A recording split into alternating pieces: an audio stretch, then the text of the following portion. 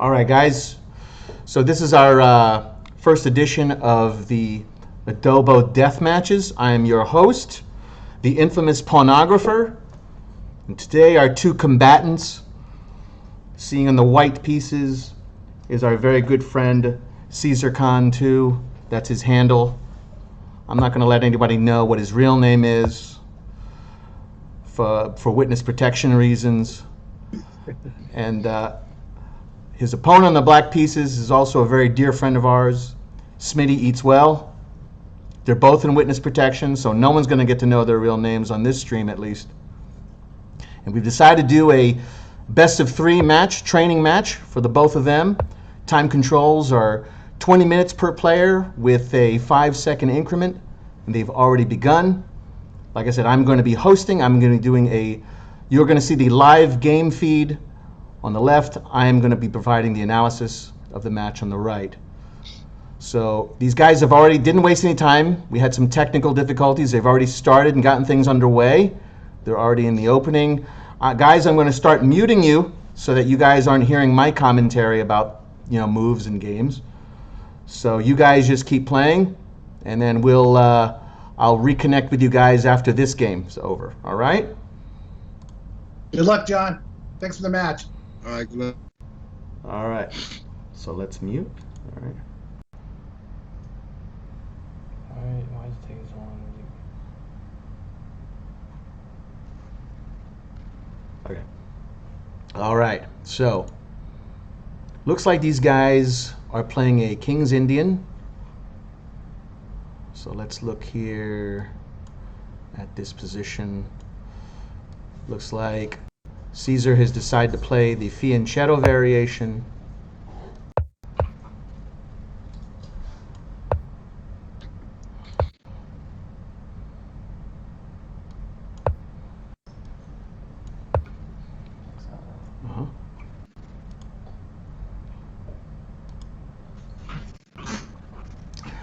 And right now, the last move played was Queen C7. So it looks like a very, very solid position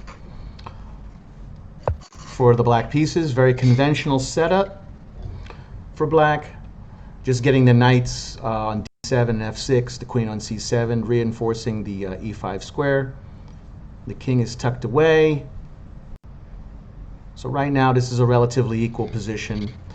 The fianchetto variation is one that doesn't have aggressive intentions. It's usually an announcement by white that he prefers to play sort of a slower positional game with the hopes of trying to outplay the opponent at a later time. So this is a much more strategic opening.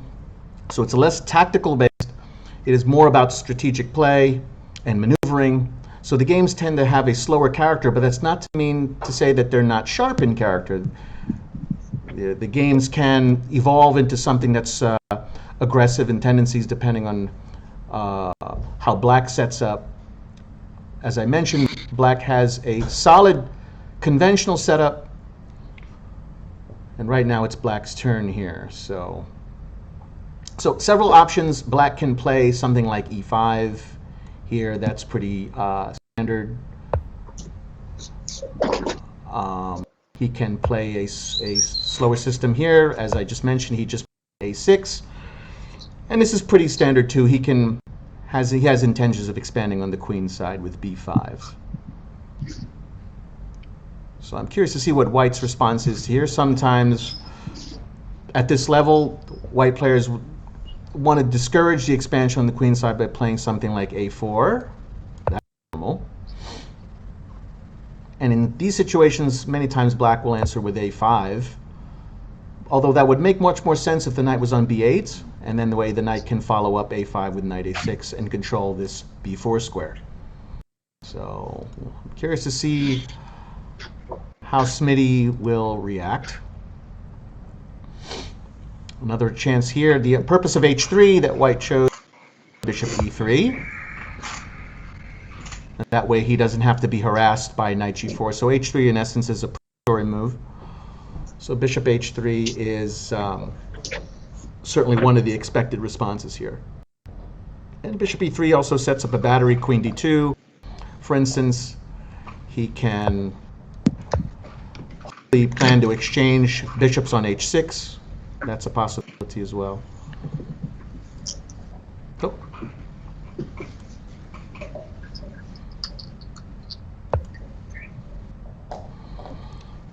So just curious here. Another possibility maybe for white is rook e1. So all of those are very playable options. Again, with white's opening choice, fianchetto, there's a lot of optionality here. b3 is possible, and just playing for a double fianchetto position. It's very, very safe choices all around. So many times how an opening edge is obtained is just who has better strategic understanding.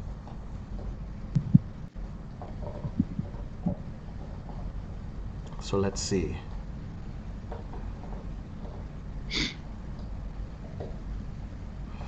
So bishop e3 has been played by Caesar Khan. So Smitty is on the move.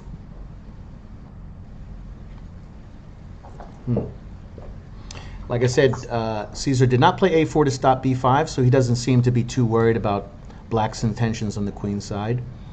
Black here has several choices. He can proceed with b5, which certainly would be the appropriate follow-up to a6. So I foresee that could be the next move. However, he does not have to necessarily do that right away. e5 is a possibility to start contesting the center. Maybe even come up with ideas like e takes d4, knight takes d4. So something like this, for instance, is playable, pressuring the e4 pawn.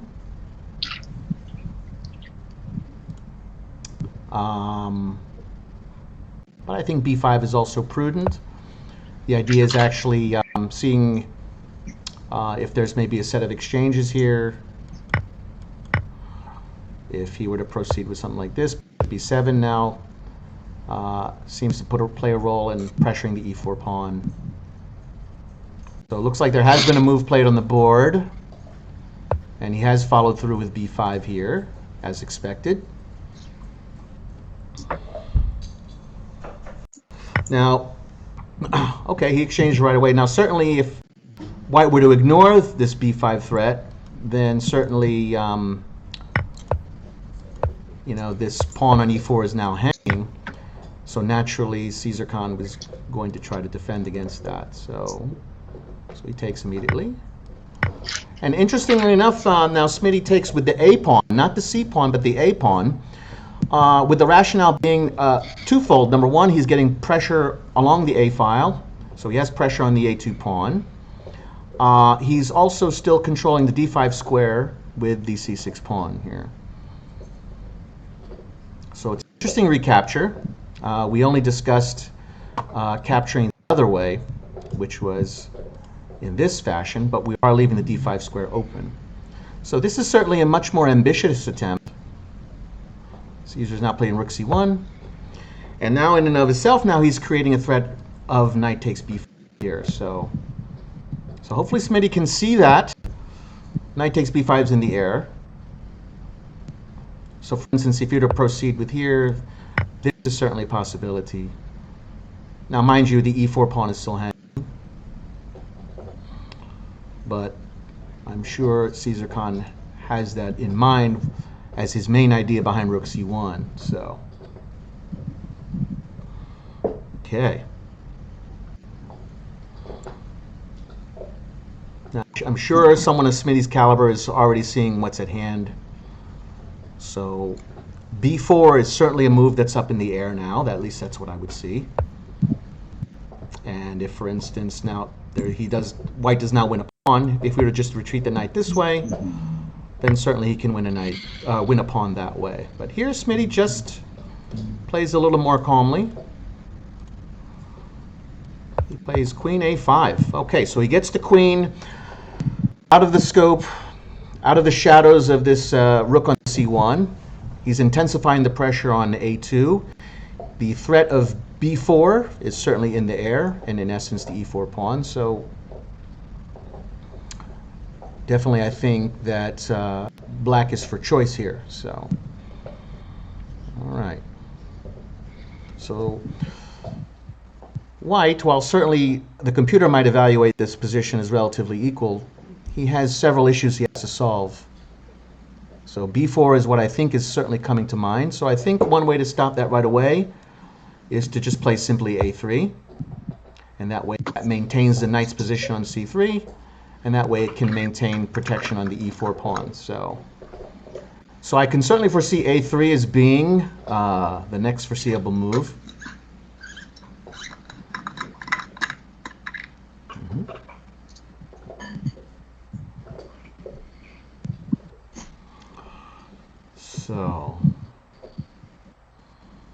So I think a3 is certainly something we can see. I don't really see too many other good moves at the moment with several threats that white has to answer to. So for instance, a natural move like queen d2, as we mentioned before, setting up this battery along the c1 h6 diagonal, runs into b4 right away, and then the e4 pawn is hanging. Not to mention the a2 pawn. So I don't foresee that being what Caesar Khan will choose here. So I'm sure he's considering options like a3. Oh, wow. Now he's immediately, this is something we just simply did overlook. He plays e5, going for the throat right away in the center. So wow. So this center is about to explode, guys. And I think that could very well be a good move because this pawn on c6 is rather weak. If, for instance, we were to have an exchange of pieces, this c6 pawn is now quite a weakness here. So that could very well be a very, very good move on white's part. We failed to see that and discuss that. b4 doesn't quite come with the same effect because there's no e4 pawn. So, and Smitty has responded now with, instead of captures, he plays knight e8.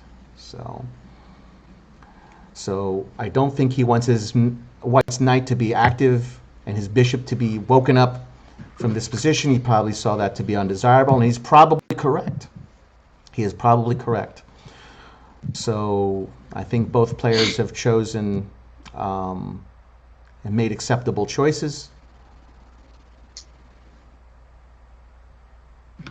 So the question is, which of their ideas will prevail? So a3, which is what we talked about a few moves before, is finally on the board. But the slight difference is there's no e4 pawn, so there's no threat to e4 at all. So I do wonder if it's necessary at this particular moment as to a few moments before. So,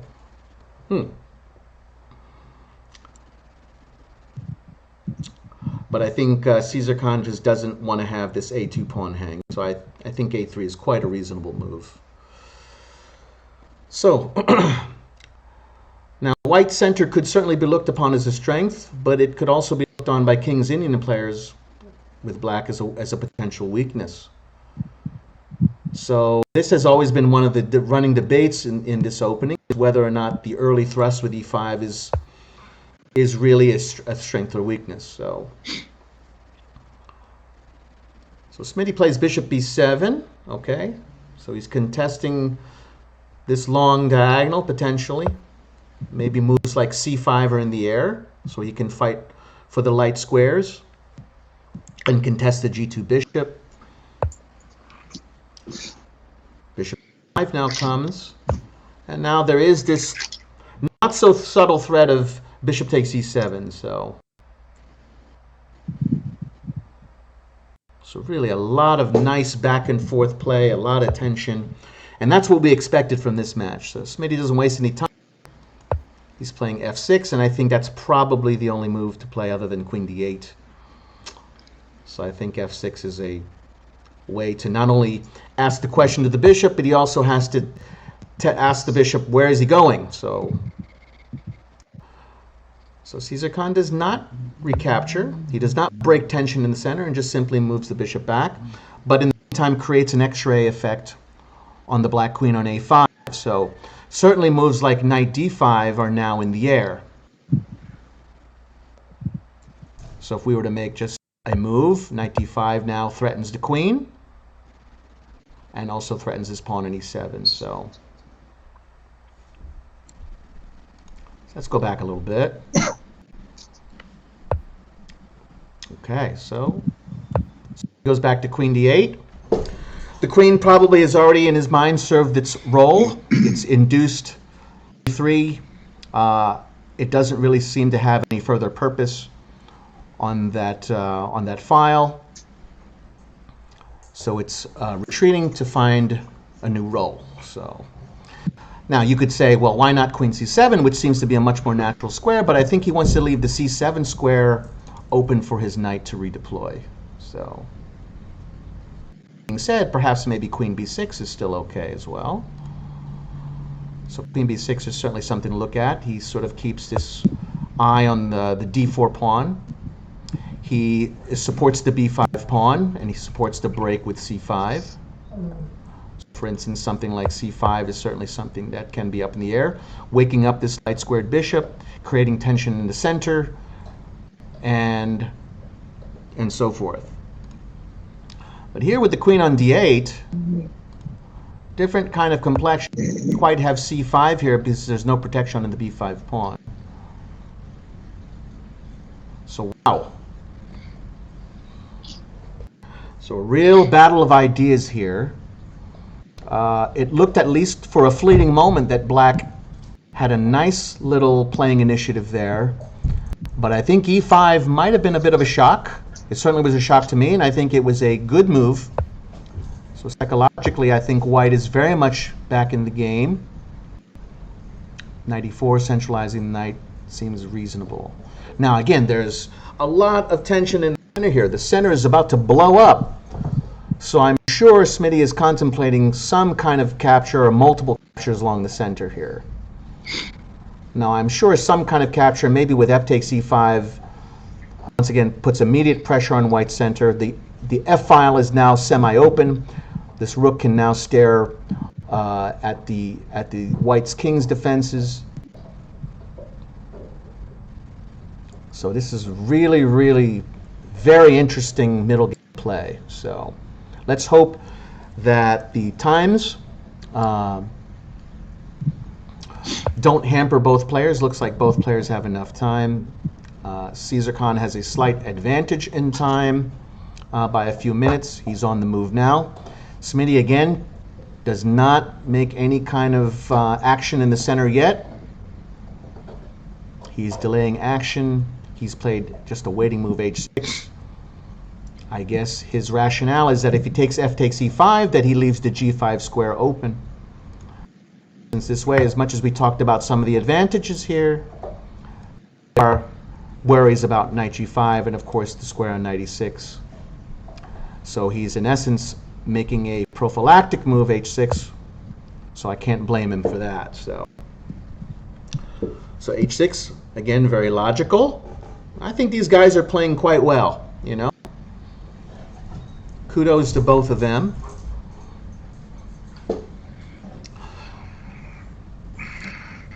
Caesar Khan is on the move here. So the knight is well centralized. There are moves like f5 in the air, certainly. Smitty is not obliged to capture in the center with f takes e5. He can just kick the knight out if he wants to with f5.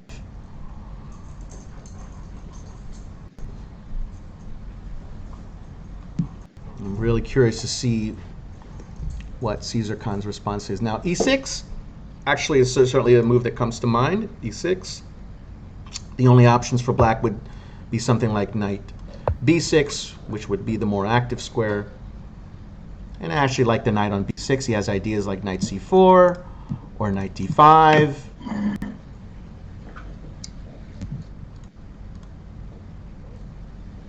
So let's see. Oh! So Caesar Khan has moved. He has now made a threat. Knight h4 threatens the g6 pawn now. So very good.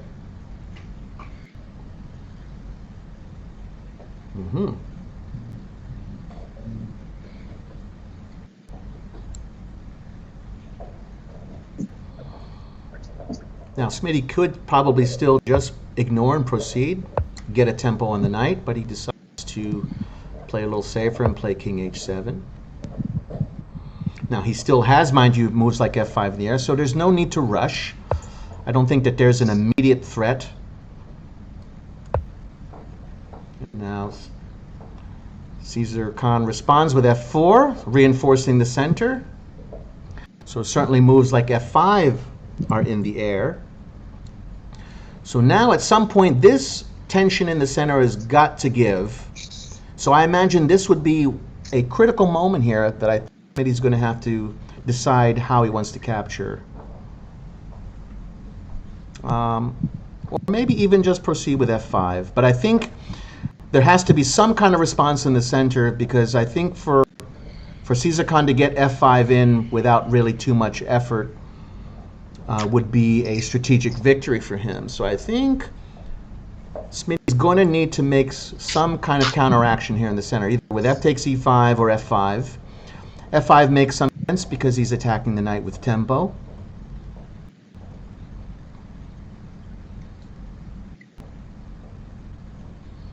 So it's really hard for me to say who is really better in this position.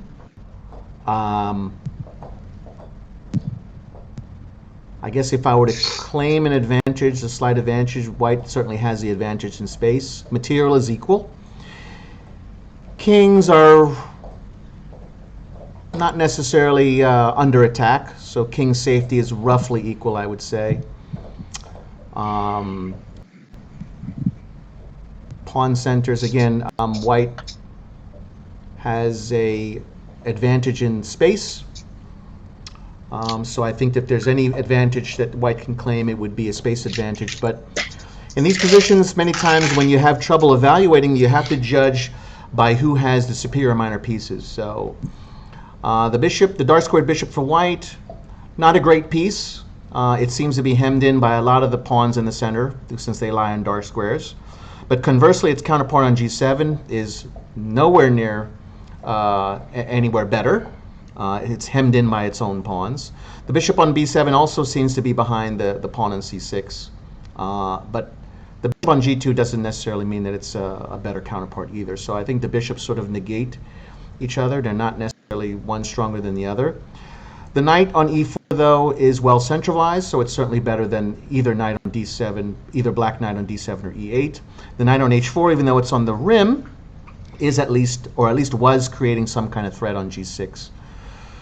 So if anything, white might claim to have a slight advantage here. I don't see any tactics in the air, but simply because he has a little bit of advantage in space and superior minor piece play. So, but that being said, white I wouldn't go as far as saying is winning. I just think that white probably just has a little bit of an advantage. So Smitty has been spending a lot of time here. I think he understands, just like we do, that this is a critical moment of the game. So in critical moments, we have to invest time. And I find in chess that the most critical moments oftentimes involve some kind of capture, and many times it's pawn capture. Pawn captures are critical moments in the fact that they are changing the dynamics of the game. You know, you're going from a closed lock center to perhaps something where there's going to be much more opening of files and opening of pieces. So I'm sure he's contemplating a multitude of choices and trying to see which one will lead to a more advantageous. So f5 we predicted, and Caesar Khan puts the knight back on c3. Makes sense. So now I'm really curious. We did see this, but I'm really curious to see what Smitty's reaction will be at this moment here. So we got a tempo on the knight. So the knight is no longer as good a piece as it was. But again, Smitty has to solve the issues about how to get his knights involved. Aha. So we did not look at queen b6. But queen b6 is creating a threat on the d4 pawn. Bishop e3. Now there is an interesting tactic that's in the air. Smitty is on the move, but there is this interesting tactic here that lies in place. So he's gained a pawn, and a lot of these pawns in the center are kind of giving. So now he's kind of moved rather quickly. So if we go back, Smitty has actually already moved here, and he did not play the choice that we had just discussed here. I think this was a missed opportunity for him. I think he was just sort of more or less wanting to get his bishop on b7 to play, or at least to exchange, and get the white king a little bit more exposed on the light squares. So Caesar Khan ignores and plays knight d5. So okay, wow, really, really exciting game. A nice blend of ideas. Knight d5 looks good, threatens the black queen. Now, I don't think in this situation here, Smitty will want to take bishop for knight. The bishop then will, I think strategically that might be not so good for black. White has a pair of bishops, although not necessarily an open board where bishops we really love, but I don't know. I think maybe black will still be okay, but there's something about bishop takes knight that maybe just doesn't feel natural, and maybe that's me just being a little bit too dogmatic about having a pair of bishops. Queen d8. Now this knight is also threatening the e7 pawn, so the only other option certainly could be something like queen d8 and going back. And then maybe he can entertain ideas like e6.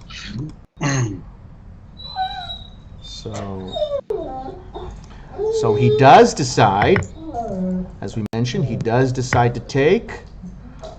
So he is not dogmatic in his principles. He figures, okay, that knight's piece is a dominant minor piece. Let's just get rid of it for our not so great bishop anyway. And that's probably logical thinking. So, but now his rook is under threat. We looked only at rook b8. Here he's got rook c8. Okay, I think that's fine. Bishop e6. Okay, so now he's threatening the knight here. And this is a bit of an annoying pin, so he protects the knight and he unpins. So again, a nice clash of ideas here. Now black has got a little bit of tension. This tactic 5, remember guys, is still in the air. So perhaps Caesar Khan might have seen that. Oh boy. Oh boy, so now a couple of exchanges. Caesar gave up his white squared bishop for that knight. Interesting. You know, he figures, okay, I figured if you've got the pair of bishops that you're going to want to play on the squares where your opponent cannot contest. So I was a little shocked to see that he gave up the bishop for knight here. And now an exchange of pawns here, d takes c5. Now, he cannot recapture, of course, because of queen takes d7, so makes sense. So in essence, he has won a pawn. So, oh boy, what just happened here? So c6, attacking the rook, looks good on the surface, but queen takes e3, comes with check. Oh my goodness, so we have our first real blunder of the game. Oh my goodness, king g2, and there was no real... you know, it certainly was not a time pressure culprit here. Caesar Khan with plenty of time now, still with 11 minutes. Khan sidesteps the rook, plays rook c7. Now Caesar Khan plays rook f3, attacking the queen, which now retreats to b6, and he's attacking the c6 pawn now. So the c6 pawn has been blockaded. He defends with queen c2. And now Smitty plays d takes e5, trying to get this bishop in the play, the exchange in the center. And now the bishop joins the action. The bishop is now awoken from its slumber. The bishop is now becoming an attacking piece. This knight now will probably, I would think, be Smitty's next responsibility to try to get the knight involved in the game.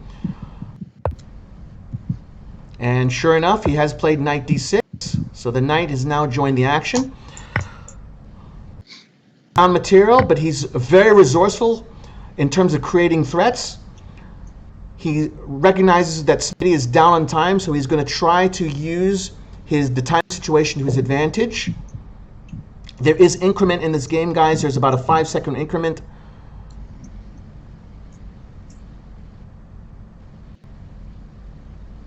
Caesar Khan captures G, takes e5. Now this is could be a double-edged move. He has to open the position to expose the black king, but in doing so, he may be exposing his very own king to the attack along the G file. Okay, so big moment here because there's a lot of pieces that are staring at f5 here. And there's not a lot of pieces around the black king. So being low in time, Smitty down to just above 3 minutes, has a big decision to make here. Caesar Khan's job, he's down material, but he has a little bit of playing initiative. So in this situation, the material balance is not important. It's about who has more pieces around the opponent's king. And as you can see, black's pieces, the queen's on b6, the rook's on c7, they're sort of tied up around that white's past c6 pawn. Whoa! So now look at this. G takes f5, and now rook takes f5, and now knight takes f5.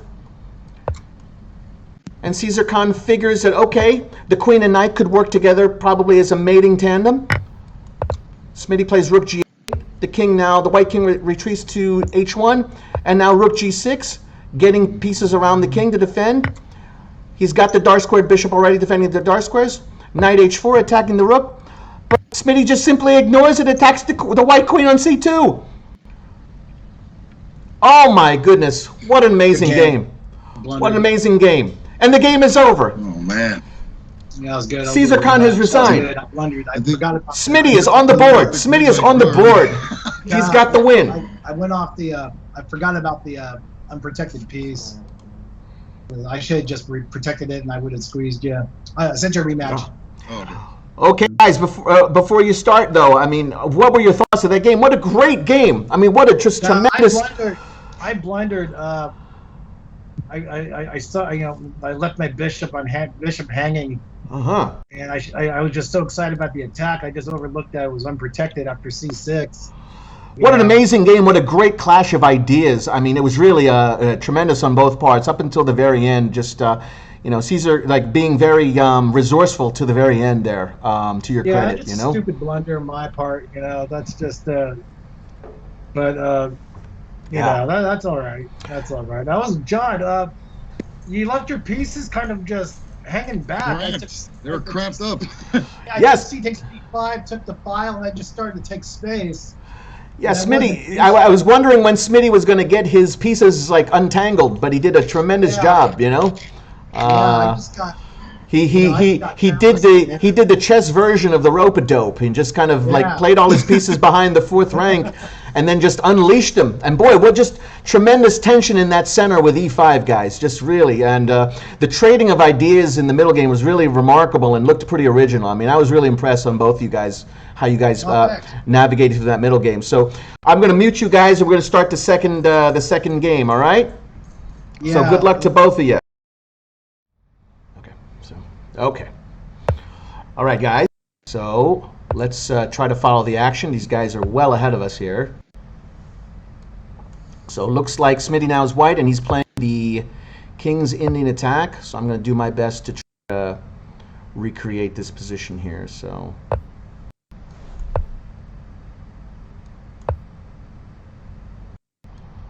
let's get to... Wow, these guys are way ahead of us.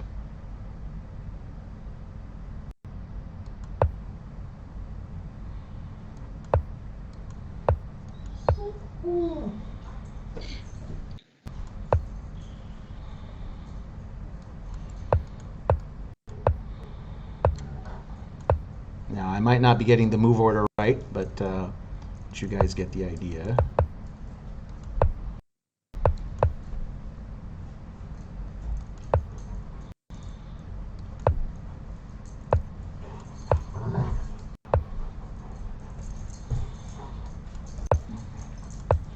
looks like we are caught up to them. Okay, so they really sped through this opening. Now, Smitty is a King's Indian attack player.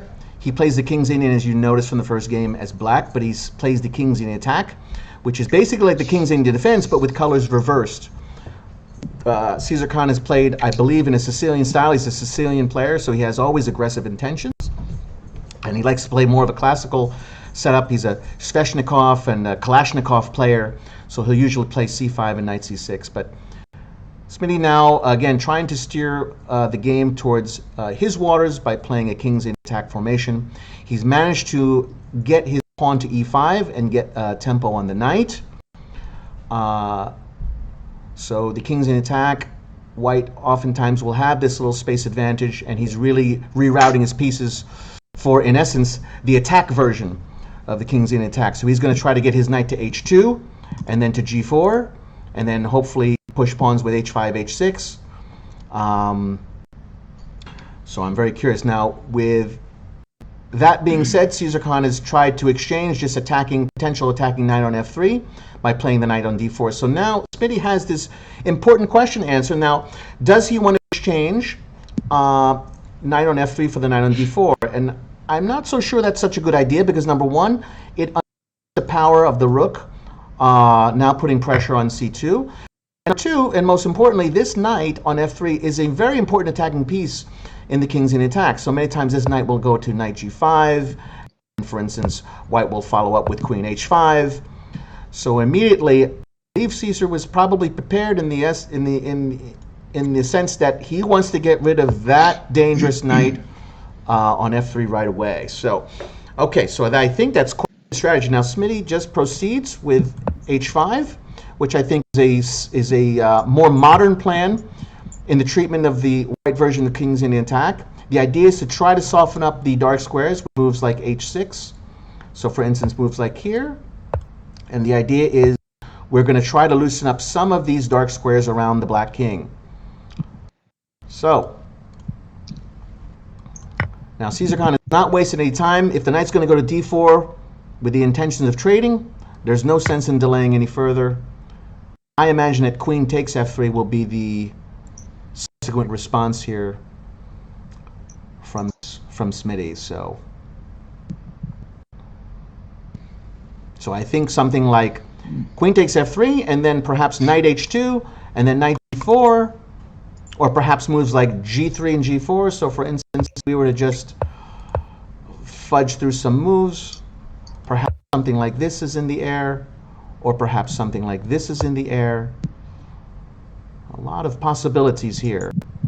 But that knight on f3 that White had was a very important attacking piece. So let's see if its absence plays a big role on whether or not Smitty's attack can break through. So I think Black's choice of this early sortie of knight d4 is strategically sound, getting rid of one of the potential attacking pieces in the King's Indian attack early.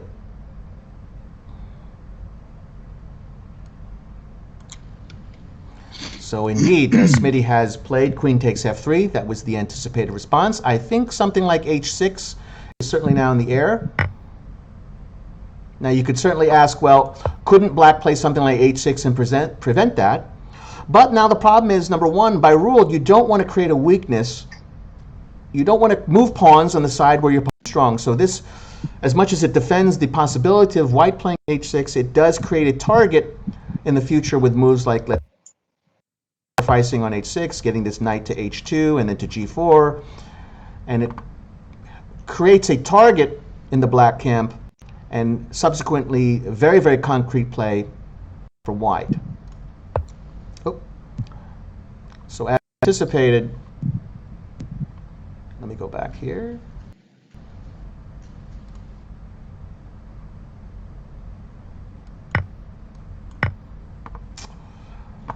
Smitty played rook c7. Oh, are we missing a move here? I feel like we're missing a move. d4. Yes, we have the same position, but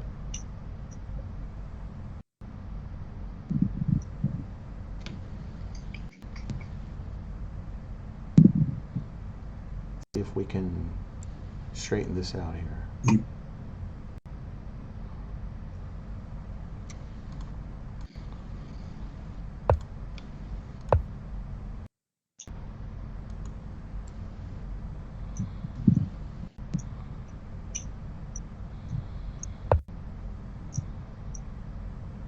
Oh boy.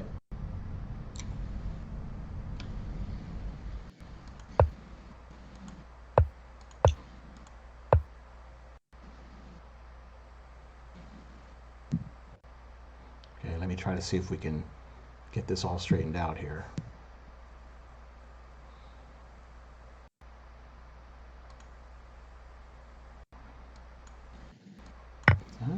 Takes F3 was played.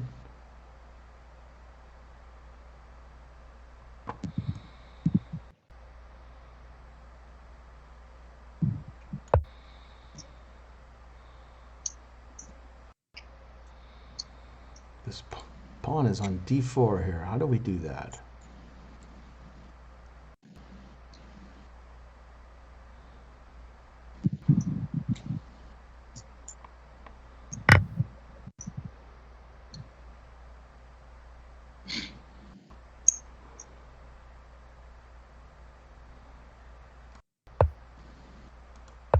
Oh.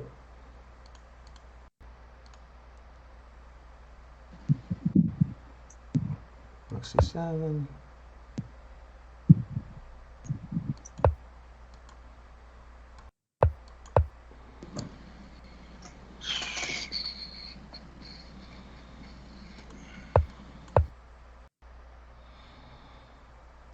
Okay. I'm trying to figure out what I'm missing here. Oh.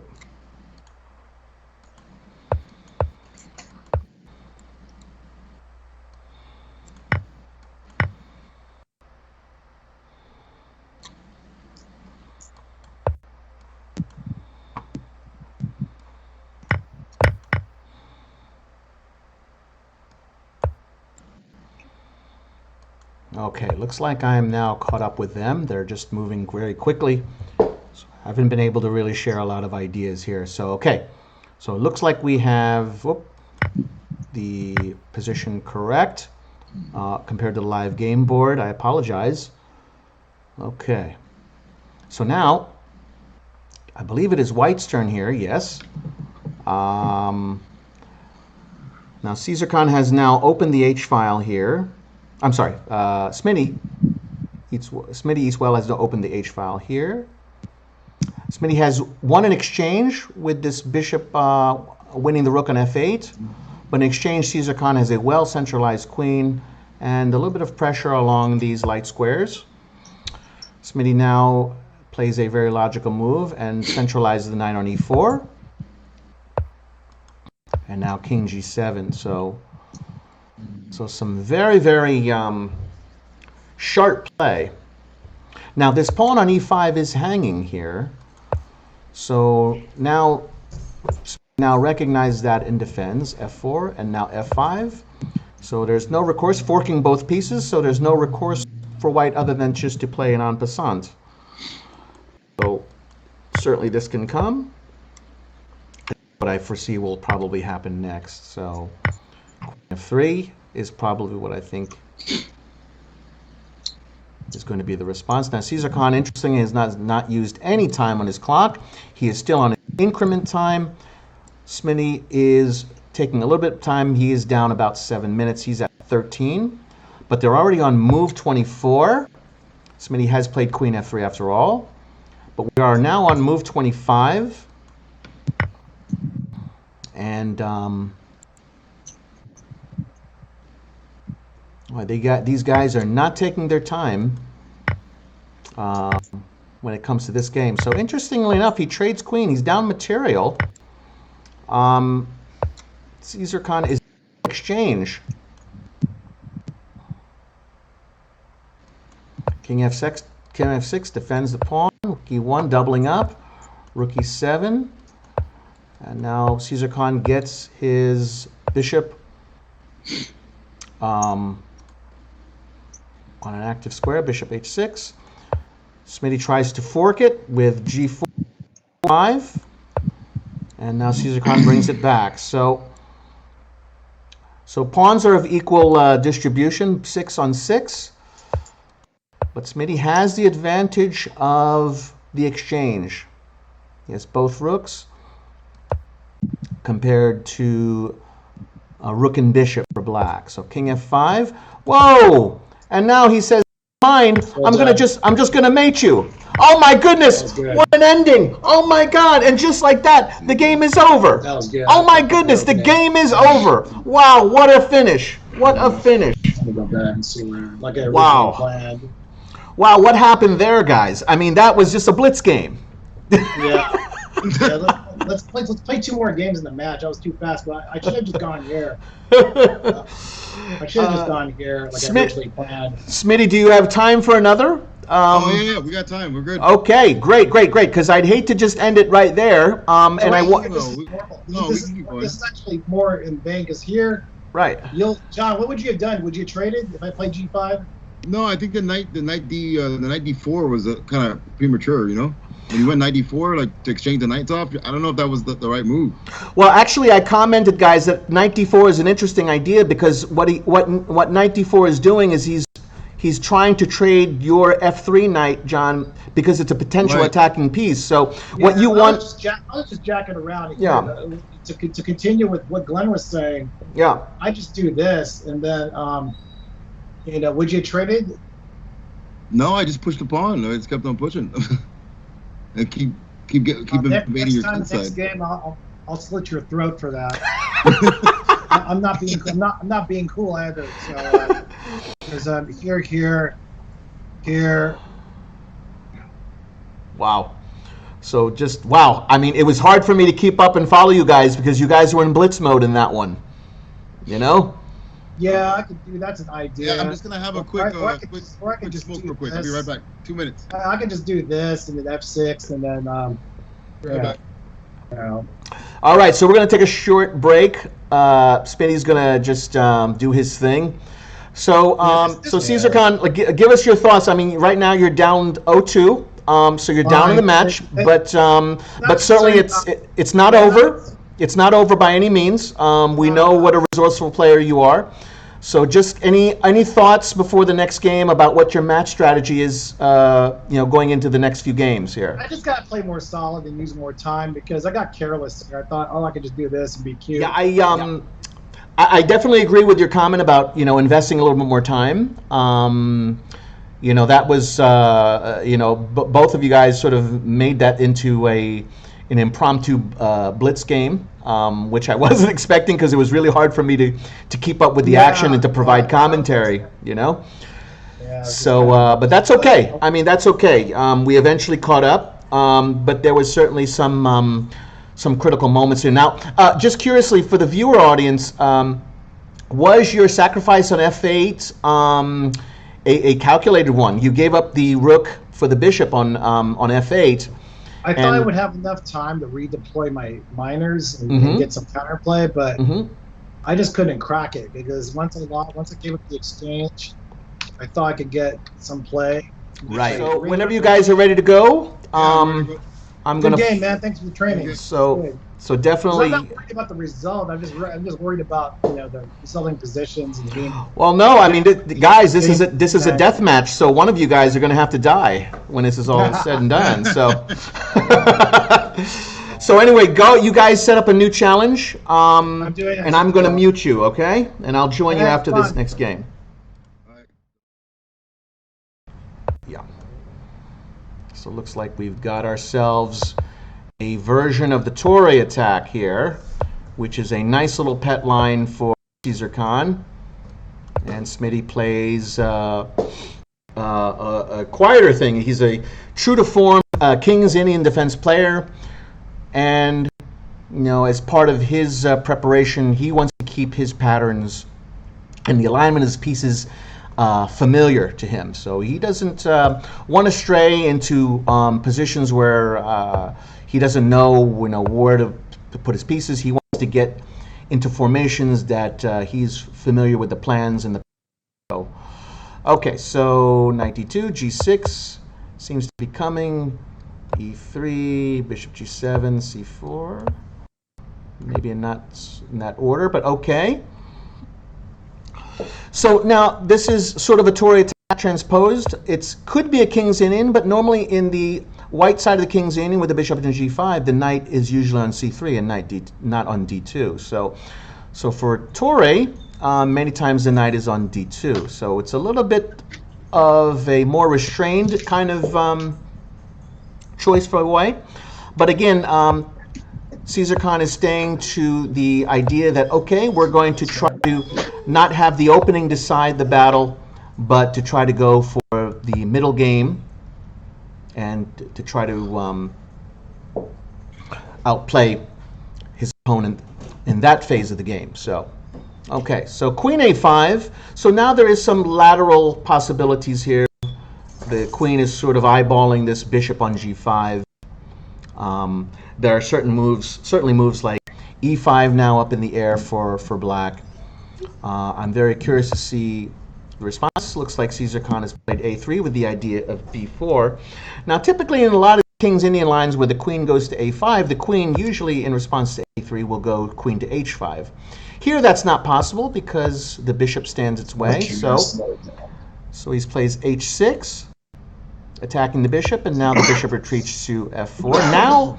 Now the possibility of queen H5 hangs in here, but I don't really know if I like the queen on H5 with the bishop X-raying it on E2. So I like to have this queen on A5 and then go to H5 against the fianchetto structures, which we saw in their first match game. But here, I'm not really sure if queen A5 is such a useful move for black. Putting the placement of the queen there is not really serving any particular tactical or even a strategic purpose for that matter. So I would imagine at some point white will force that queen to redeploy. Smitty now plays E5, attacking the bishop. So now the question now becomes for Caesar Khan, again, there's this possibility of exchange of pawns in the center. Whether he chooses to exchange at least once or not, well, he plays B4 and then gets a tempo on the queen, queen C7. That's a nice square for the queen because now it also reinforces E5. It's a very interesting play.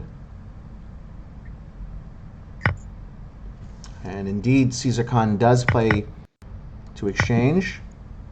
So he exchanges once, the bishop go inevitably back to G3. Now I figured something like rook E8. Now this queen is a little bit awkward because it's being X-rayed by the bishop. So let's moves like here could be always in the air, maybe not at this moment, but getting that well centralized would be nice, since he's going to take advantage of this pin of the pawn because of bishop takes queen.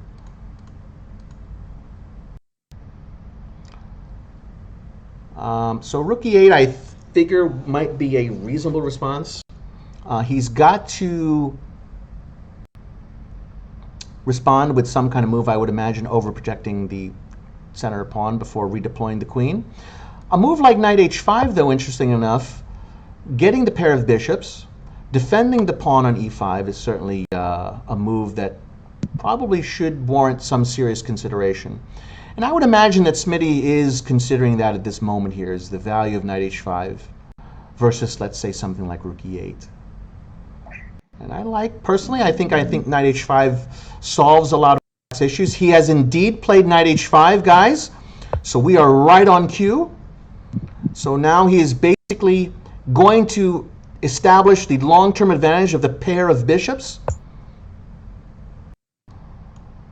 And he will not have to worry about he is having one less piece to worry about, and that's pressurizing the e5 point. Caesar Khan plays rook c1, perhaps with the idea of c5 and knight c4, and then perhaps knight d6 at some point. Smitty wastes no time and exchanges. But now there are moves like this, certainly in the air, with the idea of knight c4, and then controlling knight d6 at some point too. So Smitty wastes no time. He plays f5. So he's really going for it. Both players, to their credit, are in fighting mood. Sure enough, Caesar Khan has followed through, opening up the c4 square, either bishop or knight. Wow. These players don't pull any punches. They are really going for the throat. They are not playing passively.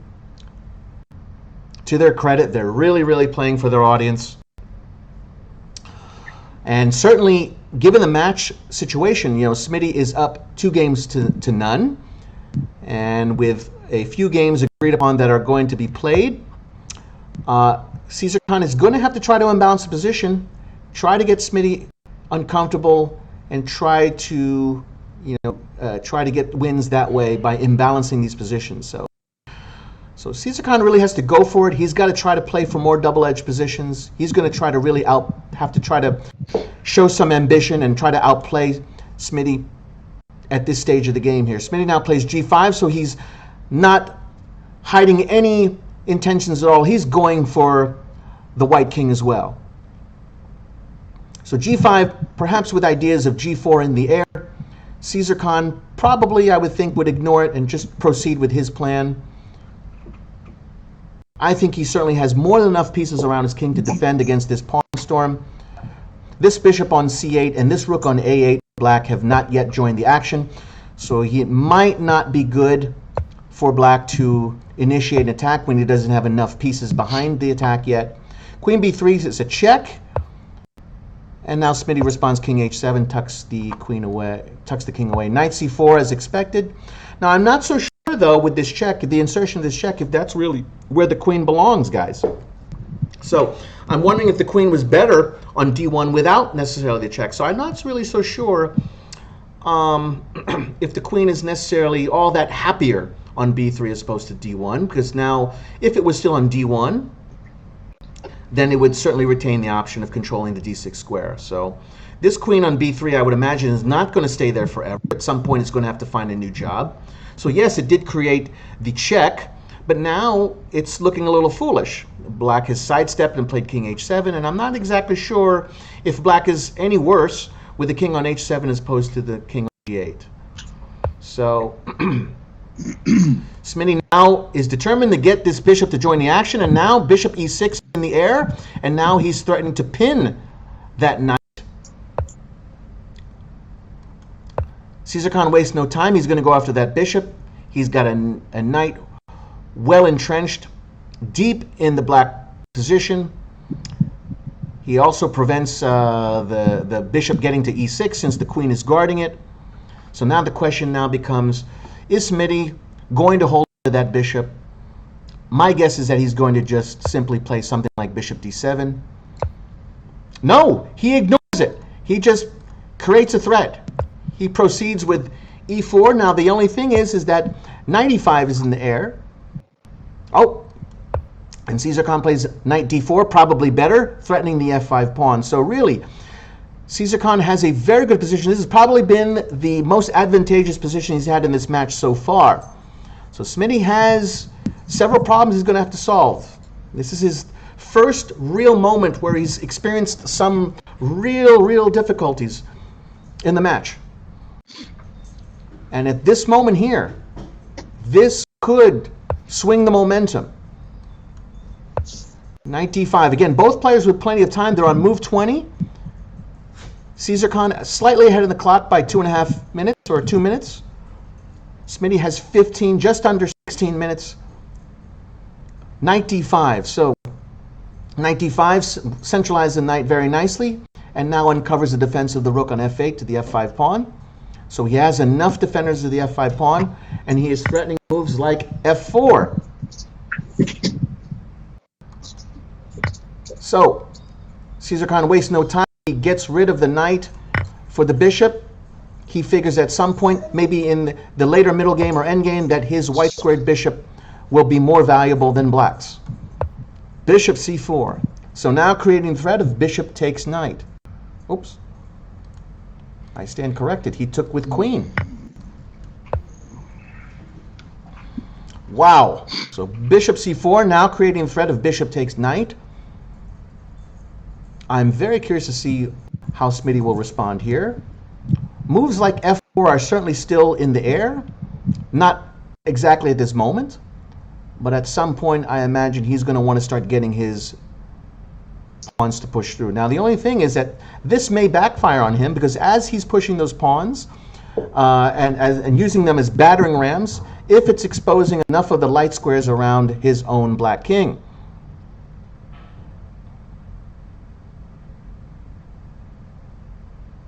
Wow.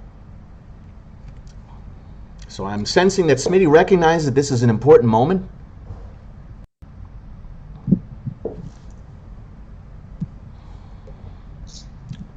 Does he want to just, I don't think it's in Black's interest to just ignore the overprotected knight. Oh, wow. Oh, my goodness. Bishop takes knight. Bishop takes knight. Well, that knight was a pretty strong piece, so it's at the same time the e-pawn has to recapture, and it's removing a defender of the f4 square. So that thinking may very well be sound, rational thinking. Sound, rational, strategic thinking. So in essence, what Smitty has done is that he's removed a defender of the f4 square here. And this, he's announcing, is going to be where the future battleground will take place in the next few moves. But he's got to first answer what he's going to do about this knight on d5.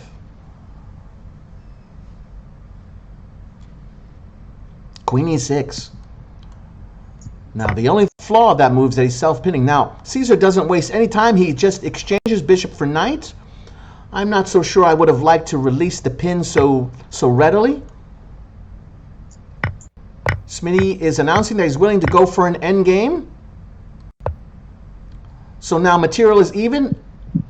One can argue, though, that White has the advantage because he has a 3-to-2 pawn majority on the queen side. So if there's any particular side that can play for a win at this moment, it could be superficially in White's favor. So rook f6, rook e3, probably with the intentions of lateralizing the rook to the queen side with either c3 or b3 and supporting the pawn roller. Smitty immediately starts defending key squares on the queen side to set up a blockade. So b5, and now he starts his own battering ram, f4. There's an exchange. At some point, there's going to have to be a rook move, either to b3 or c3, I think. But I still think that White is for choice here. He doubles up on the c-file, to be expected. I don't know if Black has enough resources to create an attack on the White king. I think from a practical perspective, and there's still plenty of time on both clocks, to conjure up some kind of blockade. Rook g6. Now c6 comes. He's not wasting any time. He's pushing his one trump in this position, which is the passed pawn. Oh, he doesn't take with pawn. He wants to exchange a set of rooks. Oh my goodness. Oh my goodness. Is this over? Is this over already? That was a really good move by White.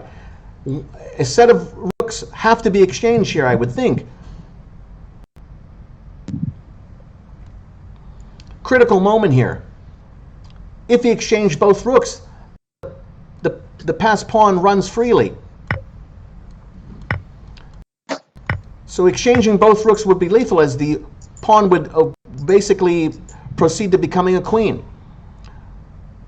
But at least an exchange of one rook has to happen.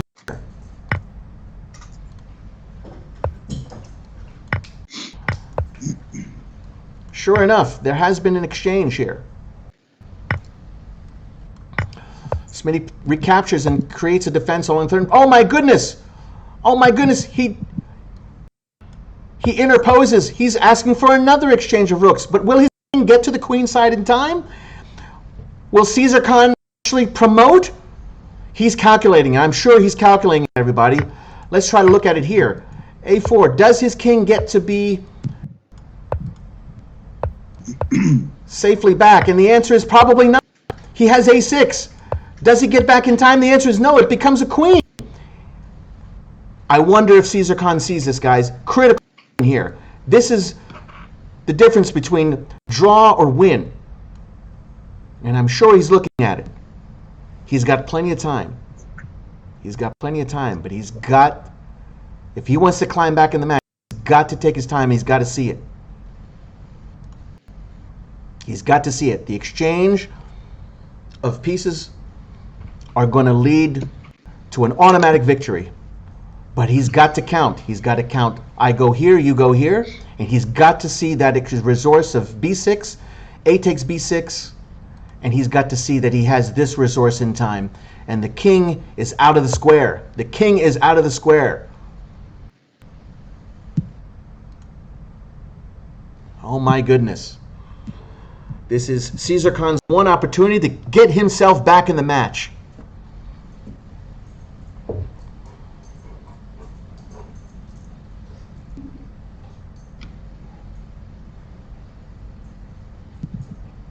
I can't look. He's looking for it, though. I'm sure he could probably win with any number of other ways. Oh my goodness, he plays rook c5. And I was just about to mention that. He has certainly rook c5 in the air, and it's probably still winning, but this is going to be a slower win. Black will hang on. Now, he has, once again, as I mentioned, the advantage of a 2-to-1 majority on the queen side, and Caesar Khan has the active rook. He has the active rook on c5. Black's rook on d7 is stuck to a passive role. The only way we can unleash the rook on d7 is he's got to get his king in time to defend the d5 point. And that's what you can see is Smitty is doing. But will he get there in time? Will he get there in time?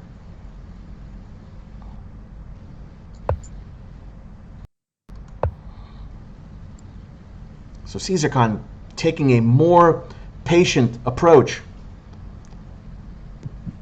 But will he hang on? Black. Now, king e7. Now, I'm curious to see. I'm really curious if this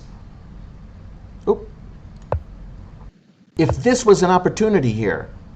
If there's an exchange, he, in essence, has now created a passed h-pawn.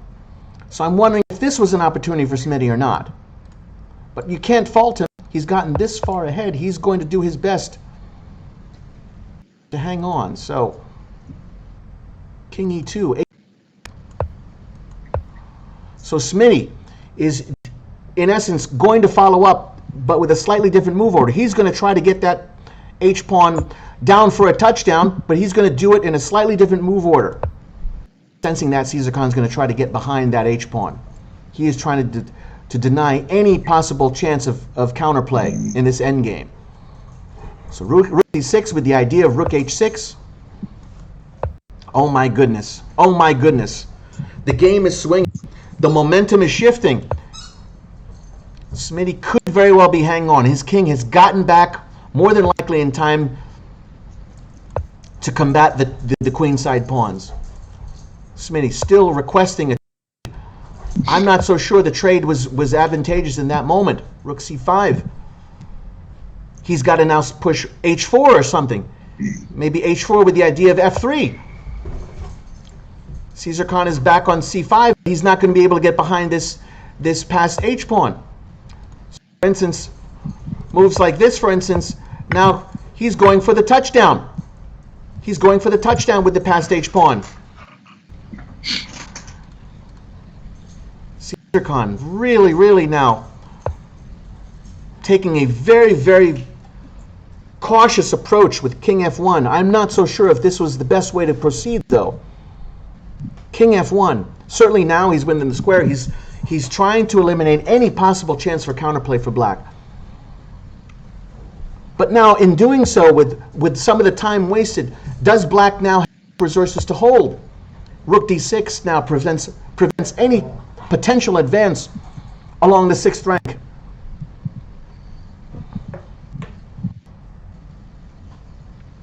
My goodness. How to proceed here? Back to king e2.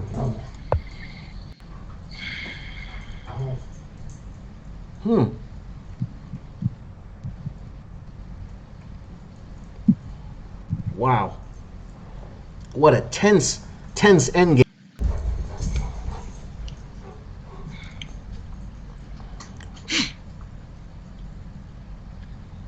tense endgame. Black's turn. Perhaps something like I would have liked f3, but I think he just gets back in time, right? So f3, G takes f3, and then king f1. Wow, and he just gets back in time, I think. h2, king g2. Wow. Yeah, I'm not so sure if that's really how it goes. I'm sure Smitty is calculating all of this. Perhaps it's just best just to keep the king confined. Perhaps rook g6, and now the idea is h2. Wow. Perhaps that's winning. Rook c7. Or maybe not. Wow. And he gets back just in time. King f6, rook h7. So he gets back just in time. Wow. So there are resources. There are resources for white. But this is an important moment. Now, Smitty has invested much more time in this game so far. He's down about 6 minutes to Caesar Khan. He's got plenty of time to work this out. With endgames, the play is much more concrete. There's much more of a demand for calculation. So accuracy and calculation is paramount. There is some intuitive play that's required for endgames, but not so much. You've really just got to narrow it down to I go here, you go here, I go here, you go here. And if he goes here, I go here. That's the thinking of endgame play. There is some general planning that's required, but a lot of it's going to boil down to just being able to calculate and count moves appropriately. Wow. Okay, so king e6. So now Black, in essence, says, I'm just going to release the rook from any responsibility of defending the d pawn. Now the black rook is free to roam, now that the king on e6 is holding the d5 pawn. Rook c8 is logical. He wants to get behind the h pawn. And now the question becomes, can black defend that h pawn? So I'm not so sure if king e6 was the right square.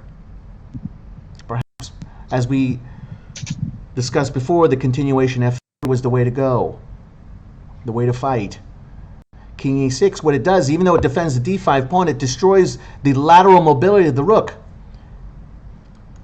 So now Smitty has to go back rook d7. And I think he reasons that if rook h8, rook g7. So perhaps is his idea. So resourceful play, resourceful play. But there is still this set of pawns, this 2-to-1 majority that could be a vital factor in deciding this game.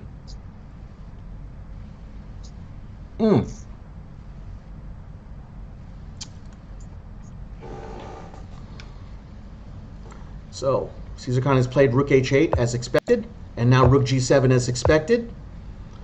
So now the question is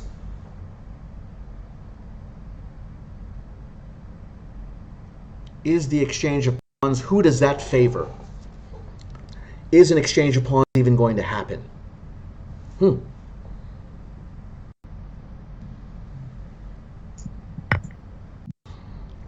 Caesar Khan announces that he's okay with getting this h pawn. Rook takes g2. But now instead of rook takes f4, which I was expecting to be the follow-up response, he's played rook h6 check. Rook h6 check.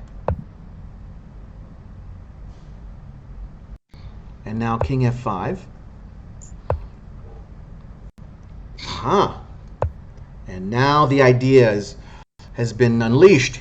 Now he has not just a 2-to-1 majority, he's going to try to get a 2-to-0 majority. So f3 check, king f1. Now he's got to be careful here. He's got to be careful because if he goes here with rook takes h7, the question, the question now becomes, is White's going to have to try to defend against these mate threats, So he's threatening rook takes h1. White is certainly still better. White still is going to have to have some problems he's going to have to solve here. So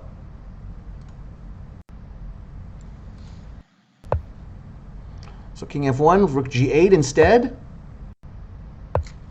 And now he doesn't take, he plays rook c7. Rook b8 attacking the pawn, and now rook c5. Wow. Wow. King e6, probably the only move to defend. Well, he has rook d8, but I think king e6 is a move he's going to have to play. Oh, he's threatening mate. Good resource. He's threatening mate. Oh, no! Did he fall into a mate threat? Did he fall into a mate threat? No. No. He still has the check on rook e5. He still has the check on rook e5. A last-second resource for Caesar Khan. My guess is that he's going to move his king closer to the queenside pawns. No, he doesn't. He does the opposite. King f6. And now king e1, getting out of the mate threat. But now this king is cut off. This black king is cut off. And this king is going to be a much-needed defender of that queenside.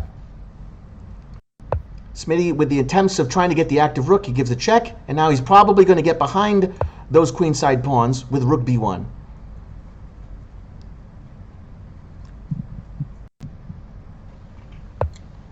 Oh, perhaps better, rook a1. Forcing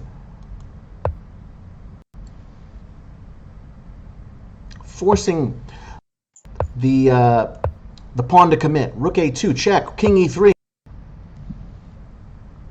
Wow. Now this e-pawn is hanging.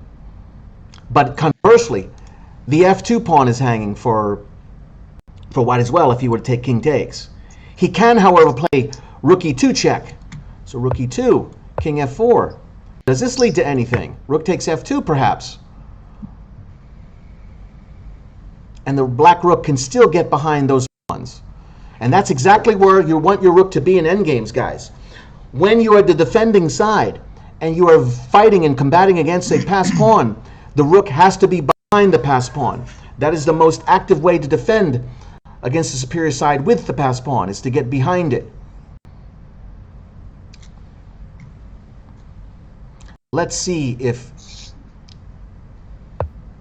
Smitty goes for this. He does. He goes rook e2, king f4. And now the question is, does he take rook takes f2?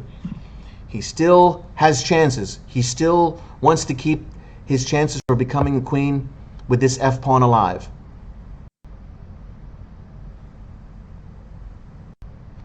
Wow.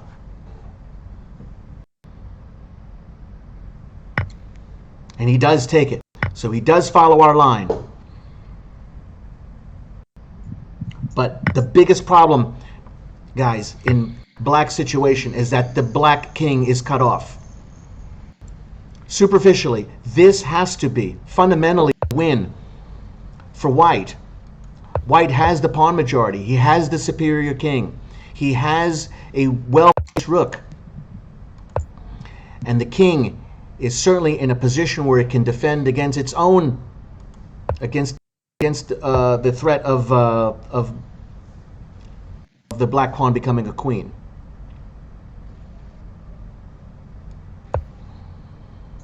So White has just played rook e2.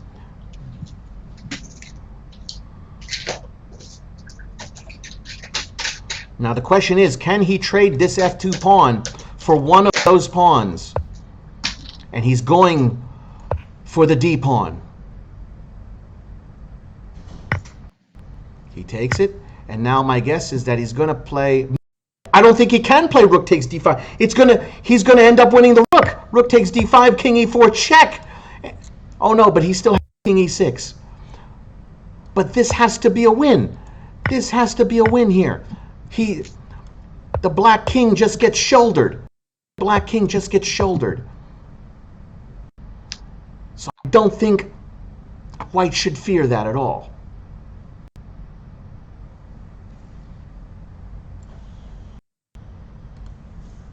Oh my.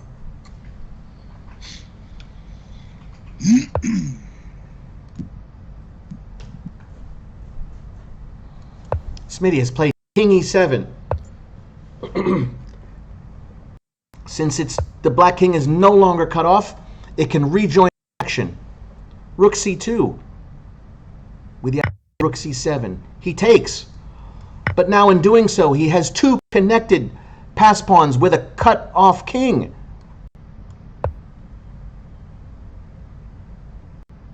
Oh no, this could be a draw, folks. King D6, Rook takes A7, Rook takes B5, and it's a rook pawn. He could very well hold this.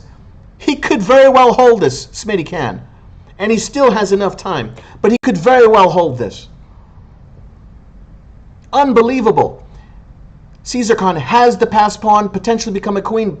But Smitty has all his pieces, rook and king, in the right places. He's going to basically mop up that remaining white pawn. Wow. Let's go back to the game position here. Rook C7 check. King D8. Probably just as effective. Rook B7 now. Caesar has probably gathered that the exchange of pawns does not lead to a win. It does not lead to a win. But the problem is the white king cannot join the action. It is cut off by the black rook. Cut off by the black rook.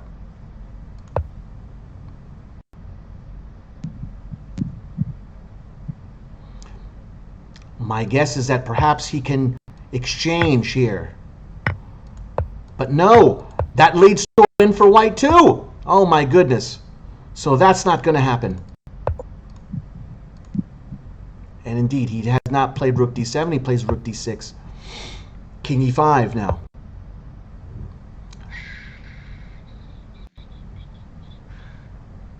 And now the question is, does he have Rook B6? And the answer is, I think that leads to an immediate loss for black. Rook B6. The superior placement of the white king and the possibility of gaining tempo is probably going to lead to a win in this variation. Smitty recognizes that, and he preserves the rook. He goes Rook D1 with the intention of keeping the white king cut off and getting behind the black pawns. But the problem is that now Caesar Khan has now gotten the two-pawn advantage, and they're connected pass pawns. This has to be a win for white. Wow. And now Rook B7. And now, with some precision, if Caesar Khan can get his king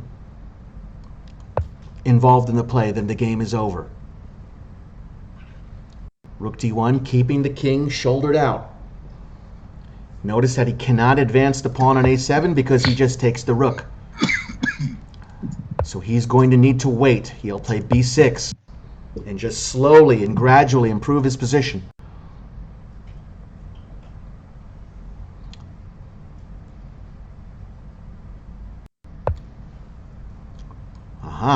Rook A1, creating a threat now. Rook C7 check. Wow. And just like that, if this comes, it could very well be game over. So wow, here we go.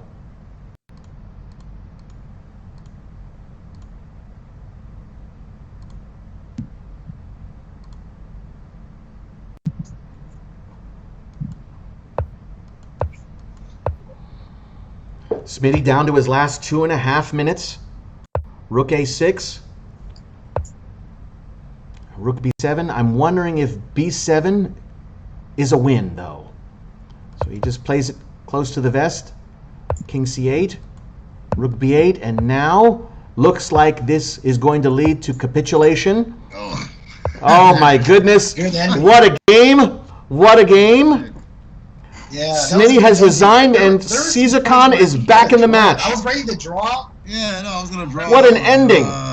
once if you could pull your king. Glenn, you back online? Yes, guys, I'm back on. What an end game. Wow, Yeah, this has been a right great there. match.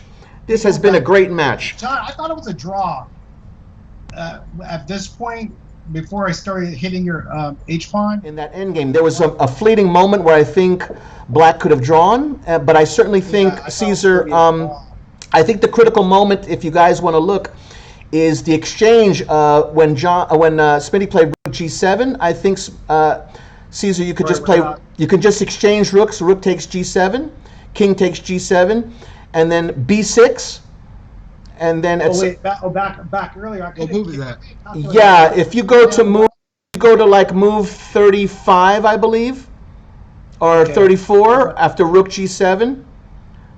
Rook takes g7, king takes g7, and then a4, king f6, a5, let's say king e6, b6, a takes b6, and now a6 should win because that's easy. yeah, because that was, in my opinion, that's a much easier technical win. Yeah, that would have been easier.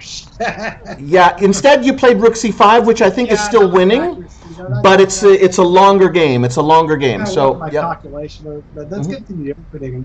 Yeah. I just went back to my old standard Tory attack. I said, shit, Tory attack. Yeah. Definitely, I've been really impressed with the way both of you guys have been playing. I mean, it's really, this match has not disappointed. It's been a nice contrast of styles, a lot of great tension in middle games, a lot of battling of ideas. I mean, this match has not disappointed. So, yeah. You guys still have room for another one or two? Yeah, that's cool. John, you good? Yeah, I'm good. Let's go. All right, this is excellent. Now, John, John, before I begin, John, any comments about your play so far, or about the last game? Or Yeah, I mean, I think that the opening of the game, I kind of let him get back in the game with the knight invading my territory there. Like I had to keep the tension. Like trading off pieces was great for him and put him in a good position to win the game. Yeah, I needed to always go after nice king. to, like launching. The reason they took on c8. The reason why was I didn't want the bishop to go to e6. If I play bishop c4, bishop e6, and he neutralizes everything. Right. Because the strength of my position is those light squares, and if I trade off his light square bishop with the idea of trading off his knight on d5 and then getting stuff centralized, it's more manageable. Right. I didn't want to give John a. Yeah, that was an interesting moment that you would trade the knight on d6, such a strong knight, for the bishop that has not developed yet. But I figured it was very logical thinking because you still have the light squared bishop on your own part. And I figured you were going to take the battle on the light squares now that you removed his bishop on c8. But what ended up happening was, Smitty ended up getting the knight on d5, you exchanged it, and, the game went a different direction, Yeah. But really just tense game, guys. But I'm happy with this ending because the queenside majority is queenside majority versus kingside majority with a pair of rooks and even pawns. I mean, I got double pawns on the king side, but they're actually handling the king side majority, and then I'm just rolling. Yeah, Smitty, I have to say too, Smitty, I mean, one of your concerns before the match was making sure that, you got out of the openings okay, and it looks like you're doing pretty well in the openings of all these games. I mean, what do you think with your opening play? I think it's getting better now as we're moving on, playing more games. Yeah, the first game was kind of a little spotty there in the opening, and it took me a lot of time to untangle my pieces. And fortunately, he blundered. I got to steal a win, but the next game was much sharper with the white pieces. And this game was pretty good too. In the opening again, it was good. I just was too slow with my attack on the king side. I need to start getting up the board. When he exchanges pieces, then it's just playing right into his game.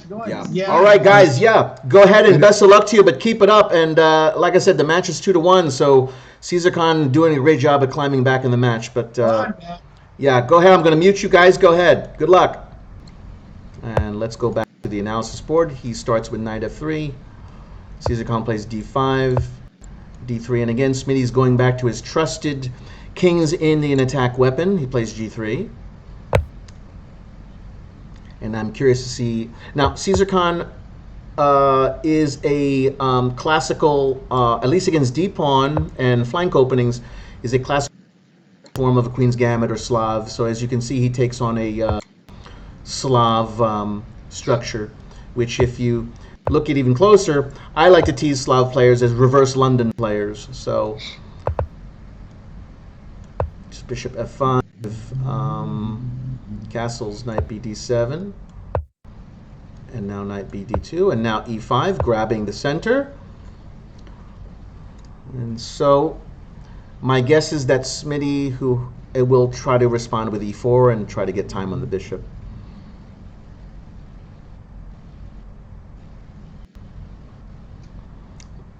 I think e4 is probably going to be the expected response. I don't think he wants to have Caesar Khan get such an easy hand in the center without too much difficulty. So I think e4 is logical, which immediately pressures the bishop on f5.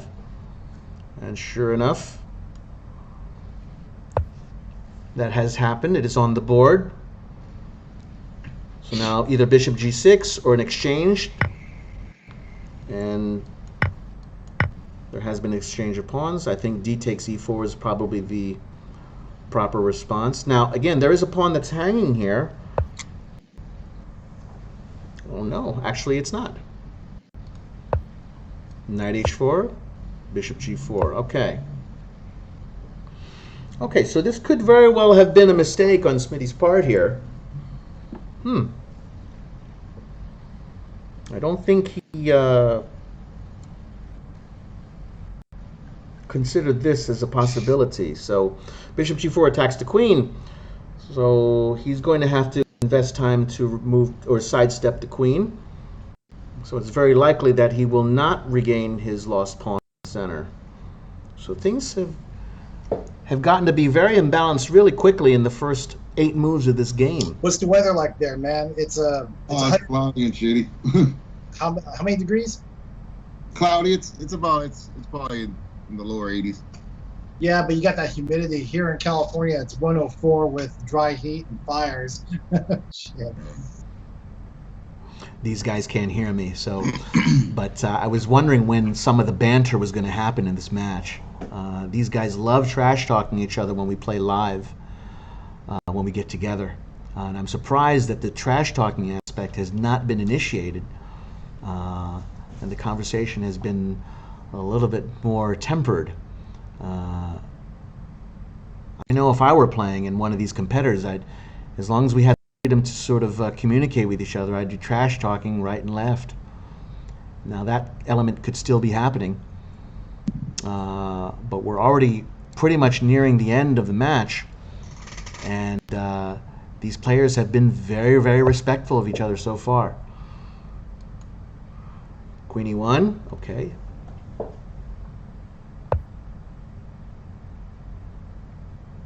So I'm wondering if Caesar Khan will just pocket his pawn good, and he has.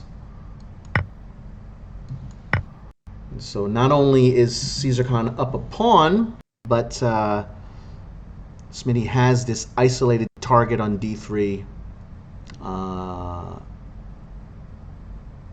This bishop on g2 is blunted with this insertion of c6. So it's going to be very, very hard to demonstrate counterplay being a pawn down here. Normally, if you're going to give up a pawn, that you're going to have some level of compensation.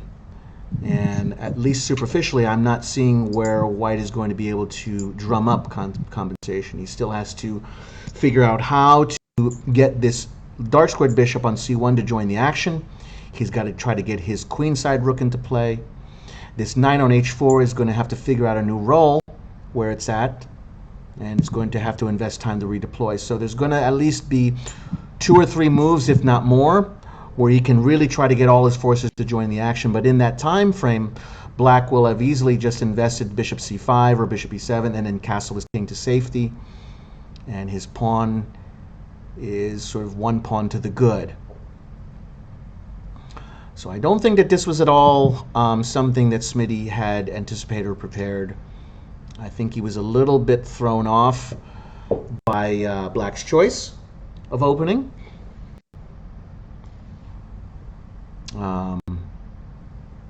This is despite the fact that this king's in attack very similar to the second game Caesar Khan played that more in the style of a Sicilian.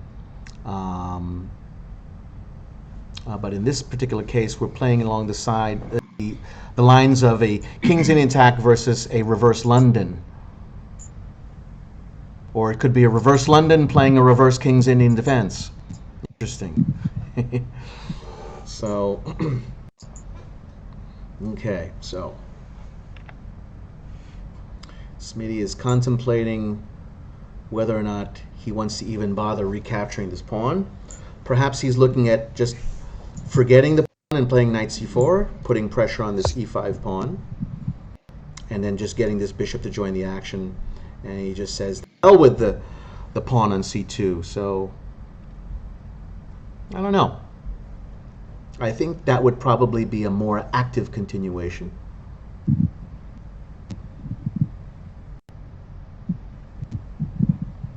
So I think if you're already down a pawn, well, might as well try to get some dynamics in the position. And he just captures.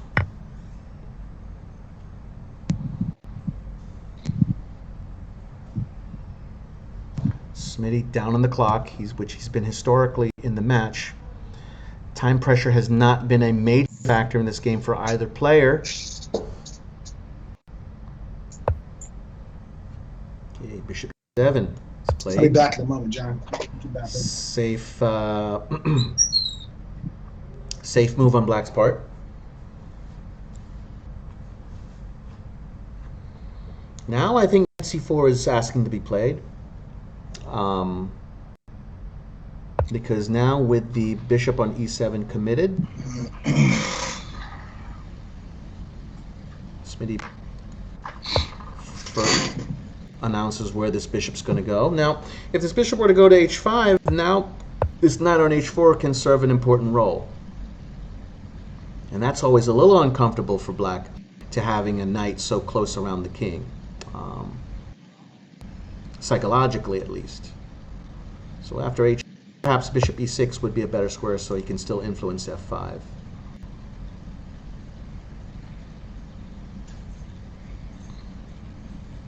But now, curiously, bishop e6, f4, that's a possibility that's really sort of out there. I don't think that's going to be really, honestly, all that good. Black is still very much okay. And now this pawn on, this knight on h4 is sort of in danger. I don't know.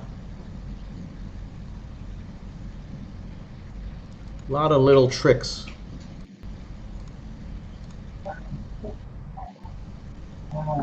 The kids were happy. Andre called left me a message.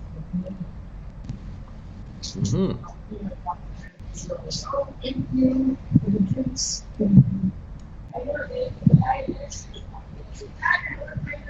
Yeah. Okay, so bishop e6. Yeah.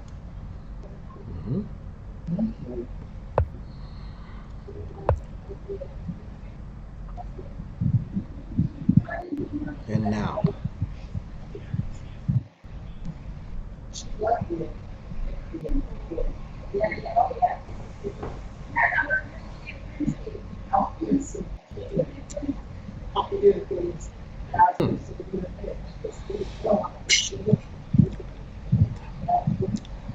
Well, now that the bishop's on e6, this knight on h4 is going to have to try to find a new role.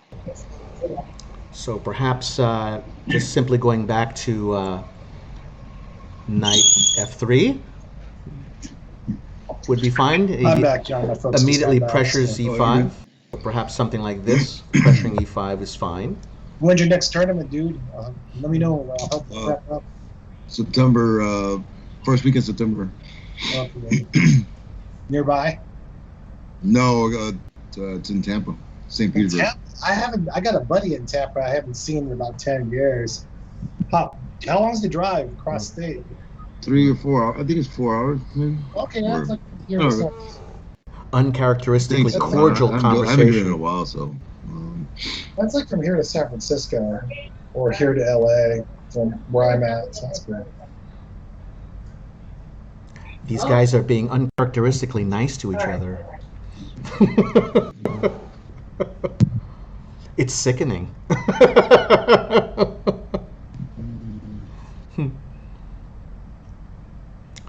But I think Smitty has got to think of something. It's always a little bit psychologically annoying to have You're a to Cowboys retreat. fan, right? Uh-oh. Okay, yeah, we had this conversation already. It's gonna be a fun football season. I'm a Niner guy myself, but you know. This isn't What's up going to with be. Dak, man? Uh-oh. They're not going to trash talk each other when it comes to chess. Focus over here. They're going to trash talk about sports.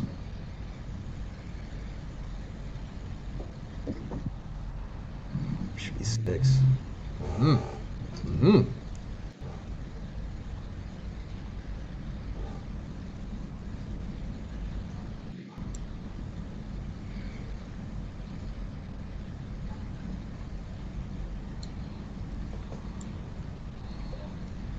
Okay.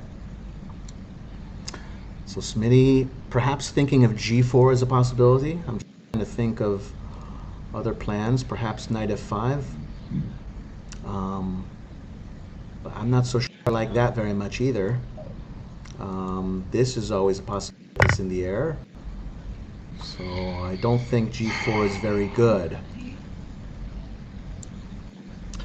But now that the knight has served the role, we're going to have to find a new role. But Smitty's going to need a couple moves to sort of climb back in this game. He's going to have to get this knight on d2 out of the way so that his bishop can join. He's got to get this rook to play once he's get the back rank cleared. He's got to try to redeploy this knight to a more active role. And that's why I like knight f3 here, because not only does it eye e5, but it also eyes g5, trying to go for this pair of bishops. So knight g5 is also a possibility. So let's see if he goes for it. If, let's say, knight f3, queen c7, which would have to defend, and perhaps knight g5 is okay. Bishop d5 is certainly a way to contest bishops. Smitty, a move's been played. Smitty has played knight c4 instead. So he's pressuring the e5 on this way. He's threatening knight takes e5. Now Caesar Khan could certainly just take it and eliminate the threat, but in doing so would repair the pawn structure. This pawn would no longer be isolated. It would now be connected, in essence, back to the queen side. That also being said, strategically, this knight now has the f5 square. It's black no longer has a defender of that square. So I don't think necessarily that the bishop takes c4 would be correct. Not to mention also, again, we go back to this conversation of the pair of bishops. White has a pair of bishops. He's down a pawn, but the center is quite open, and that always tends to favor bishops. So I don't think that the exchange of bishop for knight is going to be in black's favor superficially. So let's see. Let's see what he does. But that being said, this pawn is still under threat. So it's got to be something like queen c7. But now this bishop can join the action.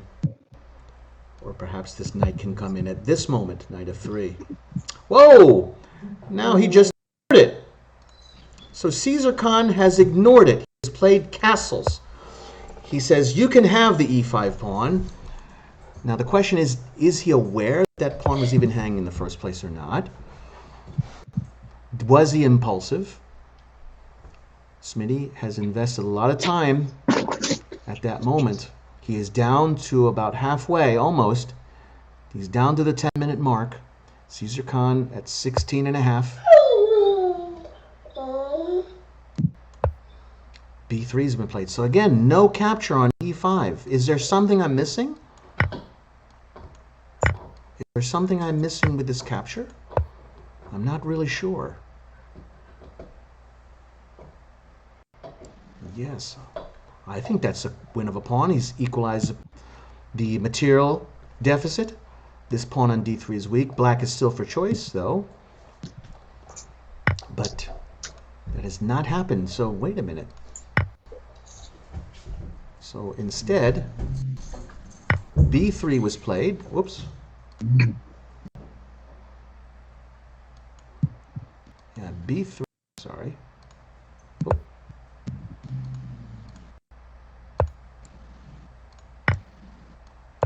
Knight c4. Castles. b3.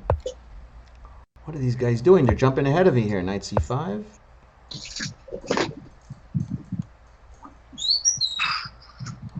And knight takes e5. Knight takes d3. And now exchange of knights. Queen takes d3. Bishop e2. Now the bishop is playing a very active role, aiming at the white king. Bishop c5, improving the role of that bishop, but threatening queen takes g3 here. So queen takes g3 is a threat, guys. Did either player see it? No. Queen takes g3 is in the air. Queen takes g3 is in the air here. We are at move 17.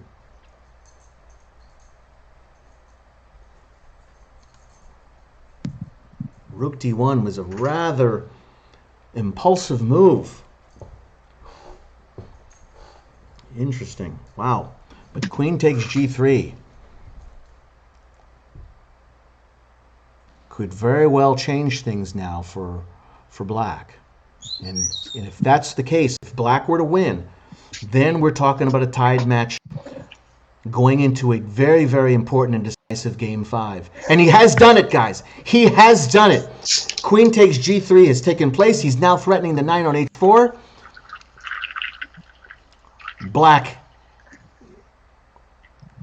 definitely in the driver's seat. White has problems he's going to have to try to solve here. White has some serious difficulties. Bishop takes h3 is also in the air. The knight on h4 is also in tremendous trouble here. So if knight f3, for instance, bishop takes h3, and it's more or less over. In a heartbeat. Wow. Wow. This could very well be it.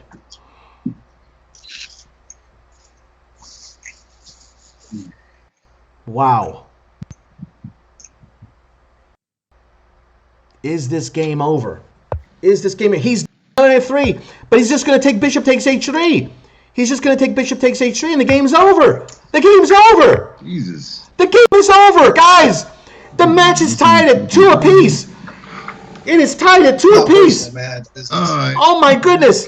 Resignation. That was the shit show. Oh my goodness! Oh my God, I'm sorry. Oh. I blew that one in the freaking opening like an idiot. Oh, let's go over it. Glenn, you online? Yes. Oh my goodness, guys! That was absolutely that was tragic. That was tragic. That was tragic for Smitty. Oh my goodness. Oh my goodness, yes. Queen takes g3 and bishop takes e3. Just really, that's a game you're going to need to erase from your mental database from now on, Smitty. So, I thought I could push e4. Is this their King's Indian setup? Because I get e5 for free. Yes, actually, he played this correctly. The only difference is if we were to go back to obviously on move 7 or 8, d takes e4. Yeah, I think simply just recapturing d takes e4, and it's just a normal game for white, you know. Knight h4. I think you forgot that bishop g4 was a possibility. Yeah. Yeah, because I thought you were going to take on d takes e4, and it was going to be a standard game. And but when I saw this, I'm like, whoa, okay, I get this for free, and then it's like, wow, I get the tempo in a free pawn, and I'm just, you know. And just like that, man, the match is tied, guys. We're entering like what could be the 5th and decisive game. Now, in the event of a draw, I forgot to announce the match stipulations. If there's a draw in this final 5th game, then you guys are going to need to play some kind of Armageddon blitz game. Okay? All right, I'm a man. Okay? You guys are going to need to find a tiebreaker. Remember, this is the death match, so you both can't survive. One of you has to die. Right, so, if it goes to Armageddon, how do you want to determine the color? You want to do a coin toss or? That's a good question. I think we're going to have to do a coin toss. And Brandon's there. Yeah, Brandon is here, and he can probably toss a coin and decide who will get the color of choice. Not yet. That's only if we get to a deciding game. So. But here, yeah, let me just go quickly here. It's just I'm just trying to preserve the one pawn, but I'm thinking, okay, I'm going to give back the pawn with decent, pieces. So here, knight hits the pawn d3, take. And I just saw an opportunity. I saw the motif with the bishop g3, with the queen g3 and bishop c5 motif. Yeah. That classic motif. So I was just playing for a cheapo. And the easy way to stop this is put knight f3 and you're cool. Gotcha. And I just got to run away. I mean, knight f3 and you're cool, but yeah. And then, but I yeehaw, and then that's it. Like, oh, yeah, that was probably one of the. That was probably. I mean, the games have really been sort of back and forth. With the battle of ideas, but this was the one sort of lopsided game. So, Smitty, you got to erase that from your data banks. You got to have a short memory on that one, buddy. You got to you can't dwell on that one. You just got to let something like that go. We all play games like that once in a while, Yeah. So. All right. All right. So, start up with the next game. All right, so let's get back to the game continuation here. Game is already underway. What was this? D4, D6. So it looks like another King's Indian. And Caesar has played his trusted Bishop D3 system, which he likes to play a lot.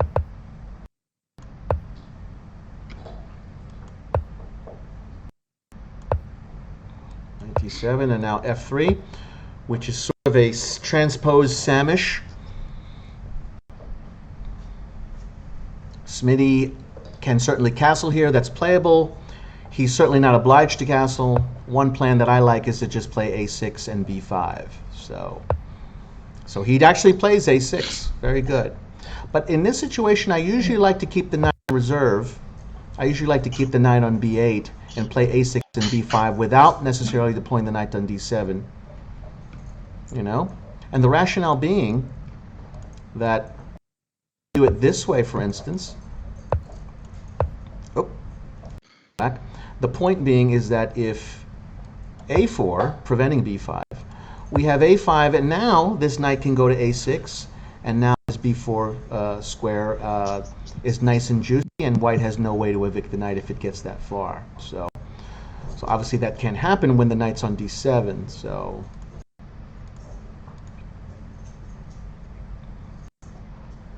here, for instance, F3, A6. Okay, Caesar Khan is castled. 3C6, 3A6. Castles. Okay. And now black castles.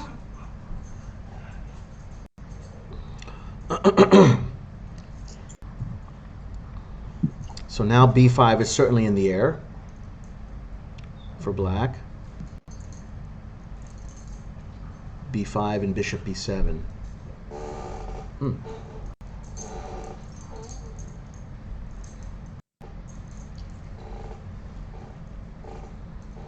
Now he can play it a little closer to the vest and play queen C7. But I like B5 here. In the initial game one, the bishop, if you remember, was on G2. And so playing B5, certainly there is some risk at opening up this long diagonal. But in this particular position, we have what's called a Samish position. So the bishop here is on D3, so there's no threat along the light. This diagonal H1, A8. So B5 certainly can come with a little less danger on black's part. So Caesar Khan has played bishop E3. And now he comes, so.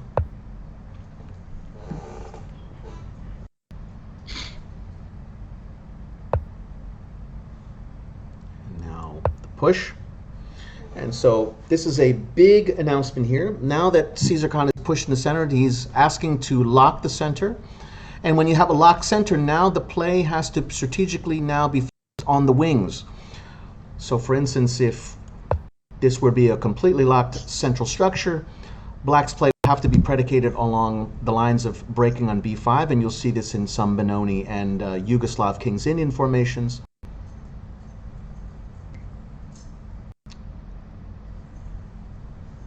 But also, the other plan would be for, and the more conventional plan would be for Black to try to break on f7, f5. So a move like, for instance, knight h5, king h1, just to make a move, and now f5. So again, this is an example of playing on the wings. So, and the King's Indian is just very, very good about these sort of clash of ideas. Very strategic, but also a tactical opening.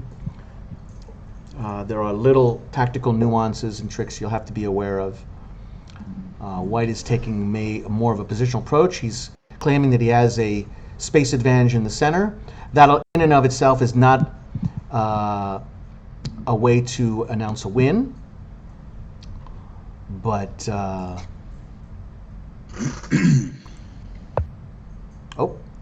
And now Smitty is really taking things now into imbalanced waters here. So knight c5. He doesn't care about this exchange, which would fragment his pawn structure with pawns separated on a6 and c6. Not exactly what you want in an ending, but dynamically speaking, opening the b file certainly raises some possibilities. So I'm sure he's not afraid of that. He also defends this d5 point from central invasion with the knight.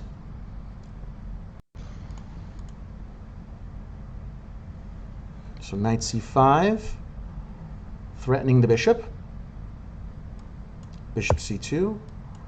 Now a5 solidifying, a nice sort of strategic idea. White would love to extricate this knight with b4, but he would love to get this in and really claim an advantage. But since it's Black's turn, a5 prevents all of that. So that's solidifying that placement of knight. He doesn't mind bishop takes knight and having the bishop pair and having the bishop, his remaining dark squared bishop, hopefully becoming an important piece along the dark squares later in the game. So something like bishop h6, bishop e3, and then bishop d4 is a possibility. So if you want to see that in action, you know, here is just an example of where the bishop now, with the absence of the white counterpart, becomes a superior piece.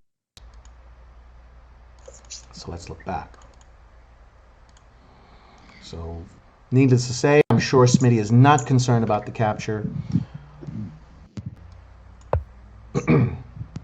Caesar Khan plays rook c1. Okay, now the question is the rook on c1 going to serve a purpose here? Now, it would make sense, certainly, if this were to happen, and now bishop can redeploy and this rook can pressure this semi-open c file. But in this situation here, with the c pawn in the way, the question now becomes is this rook even useful on this file? Perhaps it would have been better to try to arrange something like a3 and then trying to go this way.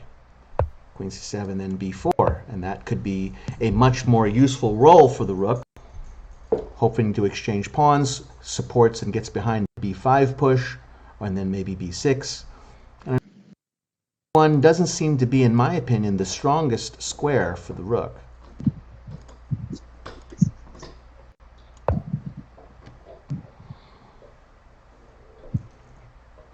Now Smitty, now with the center locked, is going to have to really start thinking about trying to start creating pressure on the wings. So by playing a5, there's certainly no ambitions of expanding with b5 as we mentioned before. So perhaps something like knight h5 and f5, as we mentioned previously, is going to be what happens next.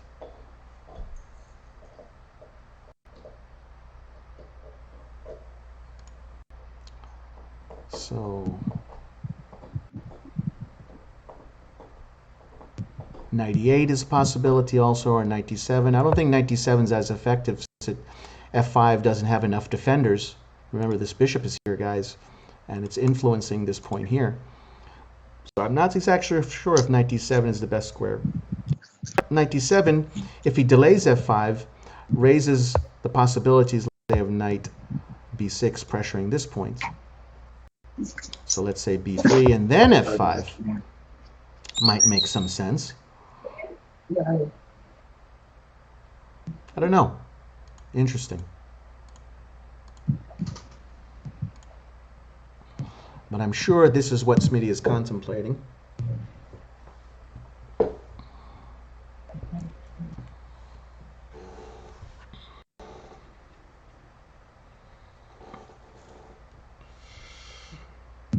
I don't know if the exchange in the center really helps black in any way. Like I said, I think the C recapture, having this square exposed now, redeploying this bishop maybe to b1, and then having this rook exert pressure on this semi-open C file.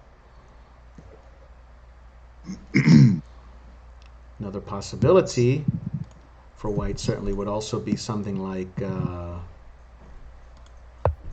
queen d2, and then hoping to maybe create any kind of exchanges on h6.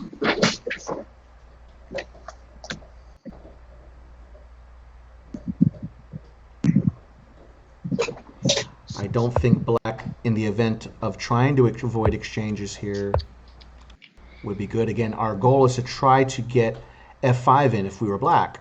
If we want to get f5 in, it's better when you have the power of the rook on f8 behind it. So moving the rook to e8 doesn't seem to be consistent with knight h5 and f5.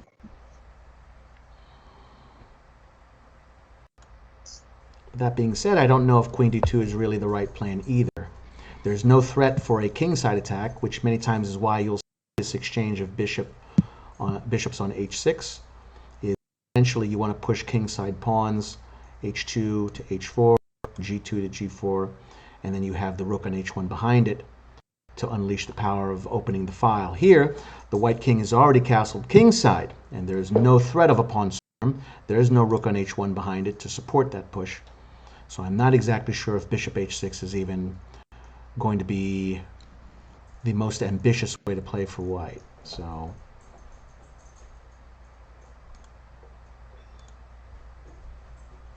okay, Smitty's still on the move.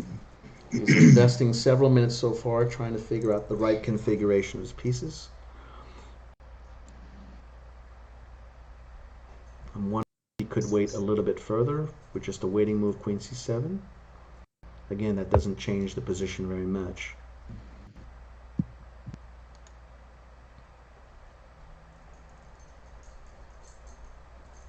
Conversely, white still has plans of a3 and b4 in the air, if he wants to. He can also play queen d2, and the idea of rook d1 as well. So for instance, rook d1, and trying to unleash power on this d6 pawn eventually. So for instance, here, and now something like this looks pretty bad for black. So white has several choices here, and because he has this freedom of choices, he has a space advantage in the center. Both kings are relatively safe. I would still have to say that white is probably going to be slightly better. Now, not winning, but I just think that in terms of piece placement, strategic planning for the middle game, that white is for a little bit preferred in this position. So, all right. Smitty now down to the 10.5-minute mark. We are on move 12.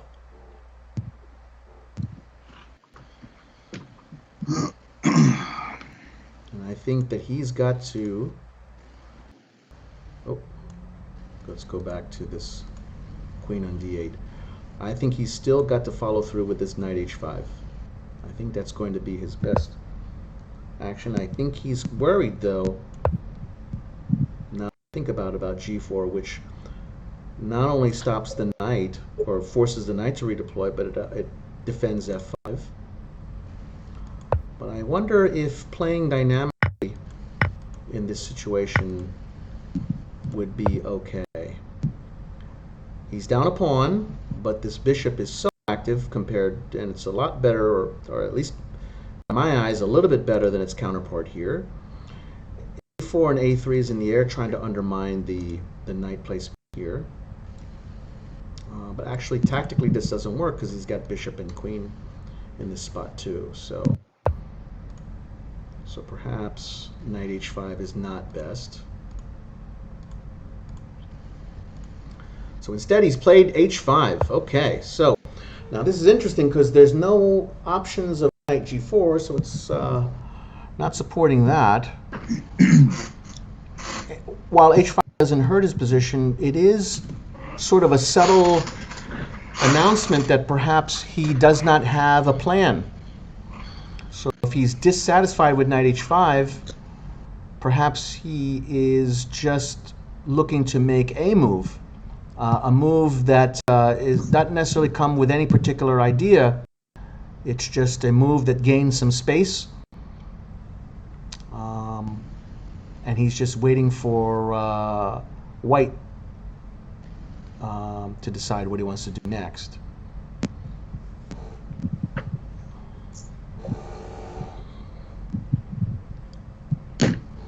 Now again, as we mentioned, white has a lot of flexible choices here. Queen d2, connecting the rooks, playing rook d1, looks very logical to me. a3, with the idea of b4, forcing this knight to redeploy to a worse square like knight d7, certainly also looks logical to me. So I like white here, for sure.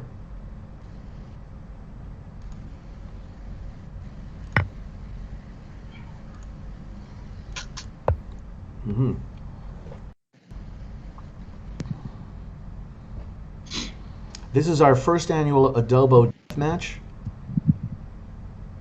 Adobo is sort of a private joke amongst us.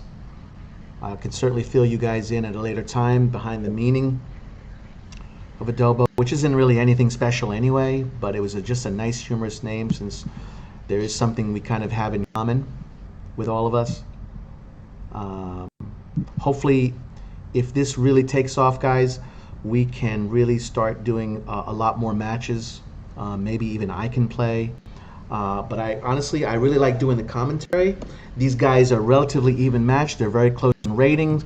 And I think their contrasting styles make for very, very interesting chess. And I think this match is a great example of that. We want to see fighting chess. We don't want to see bland chess. We'd like to see creative ideas, the exchange and battle and the transition of ideas. We want to see tension. We want to see excitement on the board. You know, we don't like this sort of prosaic and flaccid play. And these guys have not disappointed.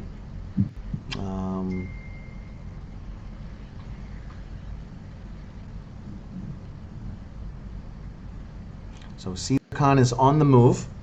This is what appears to be one of his first real things this game. He's been really, really moving quickly, which was probably a detriment in the second match game, where he was he lost relatively quickly out of the opening.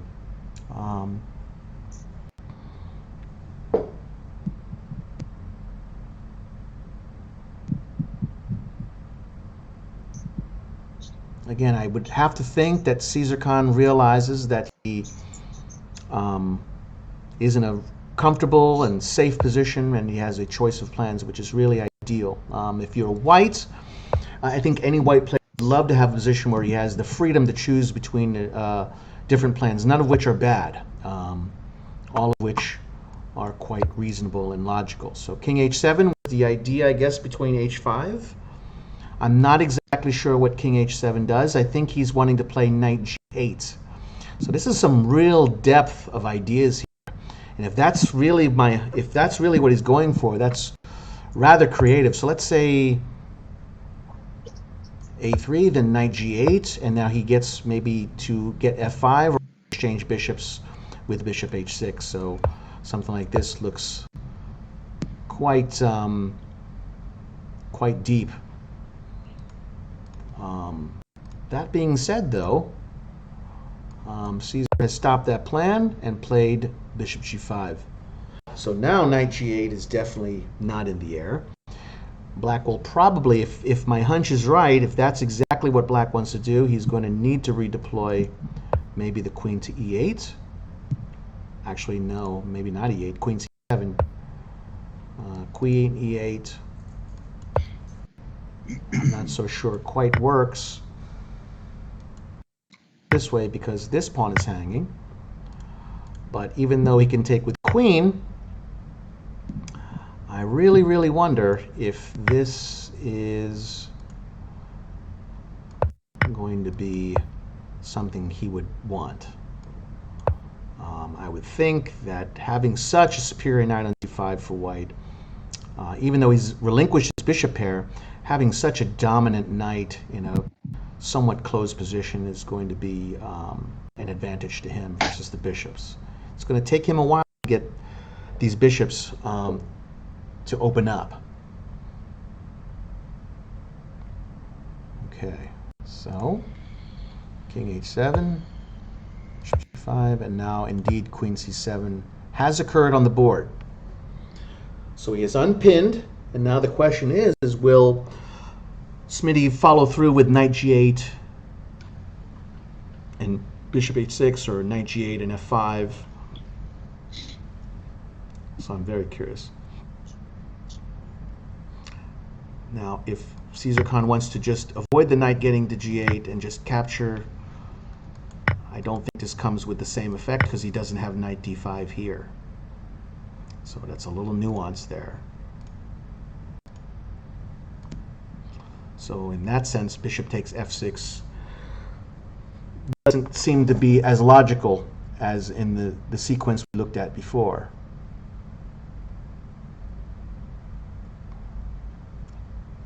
So again, there's nothing compelling the white bishop to exchange itself.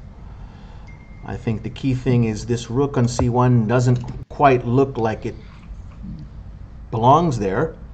This bishop on c2 kind of just gets in the way of it. Now, Caesar Khan has played knight a4. He wants to exchange the knight, which is one of Black's better pieces in exchange for his not-so-good knight. Now, the question is that it doesn't look like Smitty has any other square for this knight to retreat to. I guess he can go knight d7 and embarrass the knight. And I think that's probably what I would consider is knight d7, embarrassing this knight on a4, because now this knight is not going to do much else.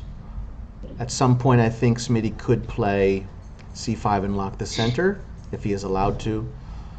But he has exchanged, so he has given up his good piece in exchange for the knight on a4. So, oh, what a contrast in the position here. The rook here on c1 now feels like it's justifiably there. Caesar Khan has cleared both pieces of that c file, and now moves like c5 are certainly in the balance. But the exchange here has certainly justified his strategy. So if we were to go, let's say, to knight d7, well, this knight on a4 is embarrassed. This bishop still has to find a decent square to go to, which b3 and d3 doesn't really offer any much future prospects. And let's say, for instance, if knight d7, bishop d3, well, c5, and now this rook on c1 is not on an open file. This knight will have to roll and redeploy c3 to b5. This bishop is bad. It's behind its pawn structure without much future to really improve itself. at least not immediately. So I think superficially that would have been the way to go. I'm curious to see what Smitty's thoughts were at this moment, and we'll discuss that with him after the game. So bishop d7, b3, and now this could be something dangerous here. b3, and this bishop is kind of trapped. Now this queen, he cannot do it right away, notice, because this queen is being x-rayed by the rook. But queen b6 though, right? Oh no, I'm sorry. This is it's White's turn here. So that's going to happen. So before he invests time on b5, he's going to have to redeploy this queen somewhere if he wants to get b5 in. So perhaps something like queen b8, supporting b5, getting out of the pin in this x-ray on the c file. So now let's say if there's a nothing move, then you have this, and you've succeeded in trapping the bishop. Now, that being said, he can sort of interpose this way. So I don't know. Maybe that whole idea is really not all that it's cracked up to be black. So b3. Black has not redeployed the queen after all. Oh, b3. He has played knight e8, and he certainly wants to get f5 in, but not knight g8, interestingly. So he's changed course a little bit. Bishop e3, and now f5. So I'm wondering if c5, exchanging bishops, would still be just okay. He has a4 in the air. He still has f5 in the air. Would have been okay. But perhaps Smitty's thinking was the bishop on a4 is just completely useless. Why am I going to trade for such a useless piece? And he just goes straight for f5. So Caesar Khan has exchanged in the center, and now he's looking to really unleash the power of that rook with c5. So he's really proving that this rook on c1 was the proper square for the rook. In the beginning, it wasn't. But as you noticed, he really did a very nice method of untangling, changing his pieces, and getting what he wanted in this position. So an exchange inevitably is probably, I would think, is going to happen here on d6 at some point, and then he's going to have just really, really long-term pressure on this c6 pawn. So for instance, something like this, and he's just going to have a tremendous pressure. He can just build up pressure slowly along this c file. I don't know. That's just an example.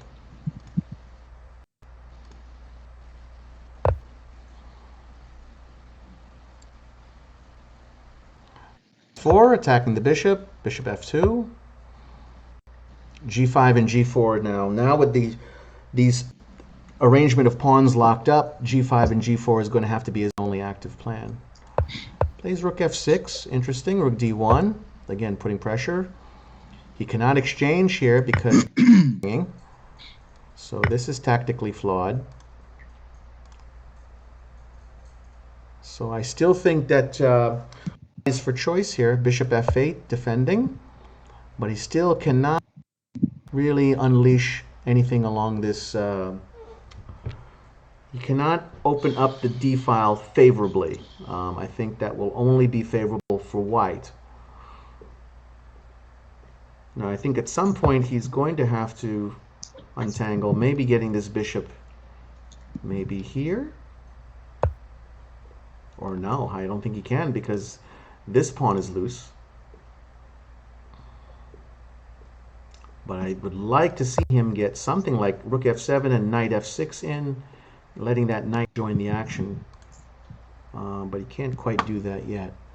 Smitty's now down to 5 minutes and 41 seconds. Caesar Khan is down to less than 10 minutes.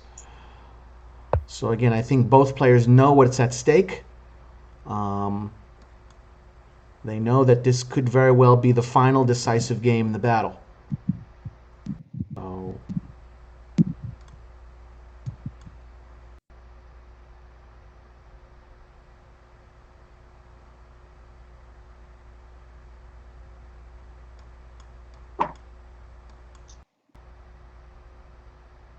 So, let's go back.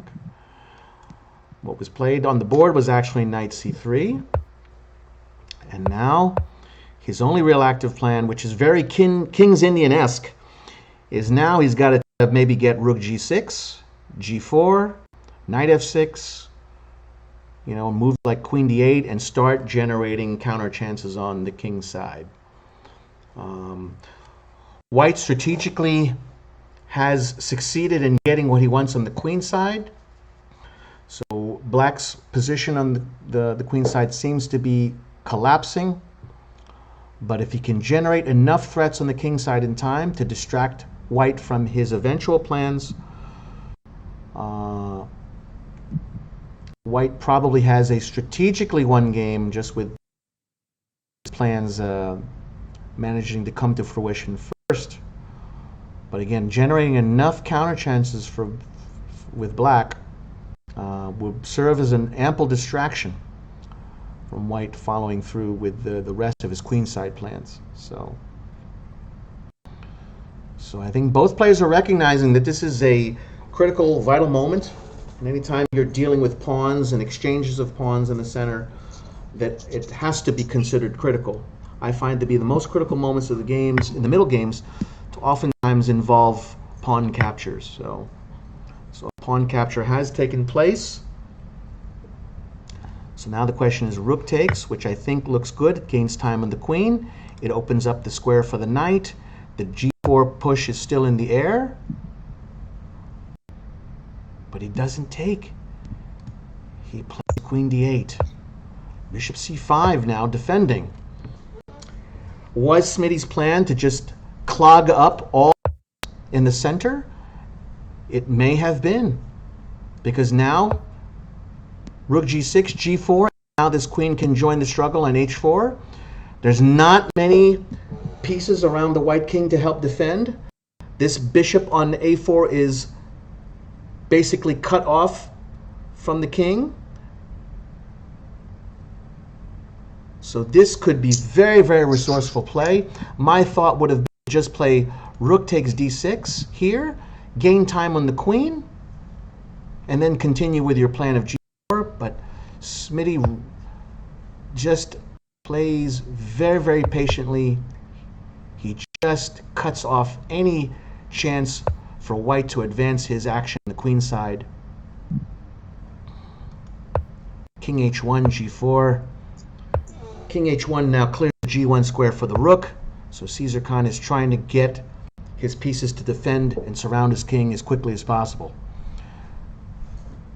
The pawn deficit in this sort of now tactical moment of the game, material is not as important, Smitty gathers. So it doesn't matter that he's down material. What matters is who can get to whose king first. And right now, there's not enough white pieces that are generating an attack on the white king. They're all on the queen side. Caesar Khan is trying to divert enough pieces to the king side to surround his king and defend a lot of these key squares. Now, the important thing here is there a central or a pawn battering ram that can happen here. h3, queen h4. All these moves are in the air. Wow. This is an important moment of the game. Now the question is that white is certainly not obliged to take, but I don't think he has much of a choice. I don't think that this is an option at all. Queen h4 is coming, and it's almost game over.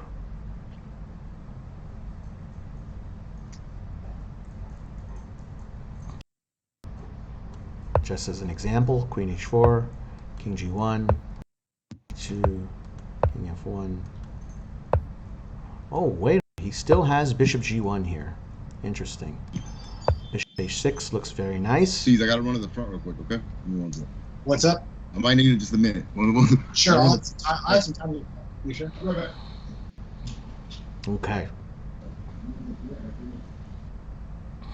This looks very, very good for black so far. Good. So again, we're not Yeah, quite I'm better. there. Oh, good, man. Very important moment here. I'm very curious after the game to see what his thought was here. Or prior, instead of recapturing rook takes d6, he just calmly and surgically placed the queen back to d8. Very, very nice. Okay, bishop h6, so he does not necessarily commit yet. Bishop h6 is a very, very nice move. The idea being, if now g3, certainly something like this comes with tempo, so that's not going to be good as he attacks the queen. But that one move, as much as it's a nice patient move and it's creating a nice environment. Okay, so now we see the idea of bishop h6. He went knight g7. But the question is, can he just push right away? Should he have just pushed at this moment? g3 right here. We're going to have to ask later on. So bishop h6, knight e2, knight g7. Now bishop f2, h4. There's a lot of action going on here. Bishop takes c6, bishop takes c6, rook takes c6. Now I'm wondering if bishop takes c6 was a mistake, because we really need that bishop as an attacking piece. This bishop has to participate in the action of sacrificing. So at some point the sacrifice has to happen here. I might have considered just sacking the rook or putting the bishop in a safe square where it cannot be subject to attack and just ignoring it and just preparing this sacrifice on h3, which is begging to be played. But he may have seen it otherwise. Perhaps this capture was certainly okay. Queen g5 looks very, very threatening. Queen takes g4, and there's tremendous pressure on this g-file. But the question is now, the counterplay comes from this d-pawn. Rook c3, defending the third rank. And now, black getting the last of his pieces to join the action here. Wow. But we went from having no pieces around the white king to now all the pieces have now reconnected with their master. Knight h5. d7 now is the counterplay. This is what I was alluding to just a few moments ago. Oh my goodness! Knight g3! Knight g3! Could this be over? No. Bishop takes g3. But he recaptures with the h-pawn. Oh my goodness. I am wondering now if that white's light squared bishop for black could have served an important role here. He queens. My goodness. And this could very well be the counterplay that white needs to hold on to the game and claim victory. Notice how the queen, not a queen, but it guards the very important queen h4. And certainly here, oh my goodness, if the rook moves, it is mate instantly. So that's not going to happen. Caesar must keep his rook on g1 momentarily. This is going to be a photo finish. And Smitty has only less than 2 minutes on his clock. Caesar Khan has sacrificed queen for rook. Will that change the dynamics of the game? This rook on g1 is still hanging. It cannot remove itself from the battle. It cannot remove itself from that square. Otherwise, checkmate is going to happen. Caesar is going to have to find a resourceful way to keep creating threats on the black king. But the problem is he has no check. The d7 square is guarded by the black queen. He is going to have to sacrifice this rook. He is going to have to sacrifice the rook. The queen guards the g2 square laterally now, but now he can just take. And now material is balanced, at least the heavy pieces have been balanced. In the end, despite all of that, white is going to be up 1 pawn. Wow. What a game.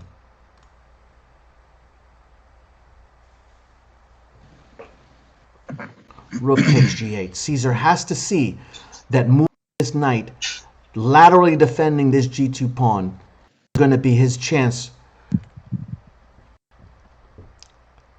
It's going to be his one chance to hold the game.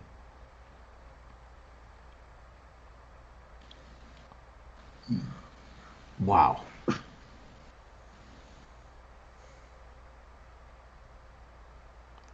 A knight move, it could be any knight move, is going to be his opportunity to hold the game. He's got to laterally defend. I mean, he could play rook f2, but the problem with rook f2 is that he takes with check. And now this comes, attacking the queen with the bishop.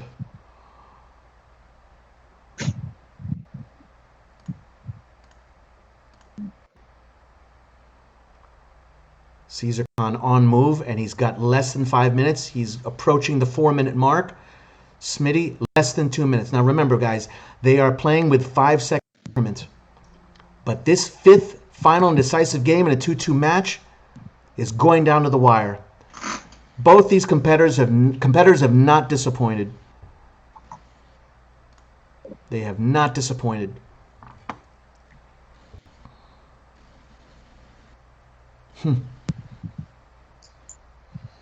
Oh my goodness, he's actually taken the pawn.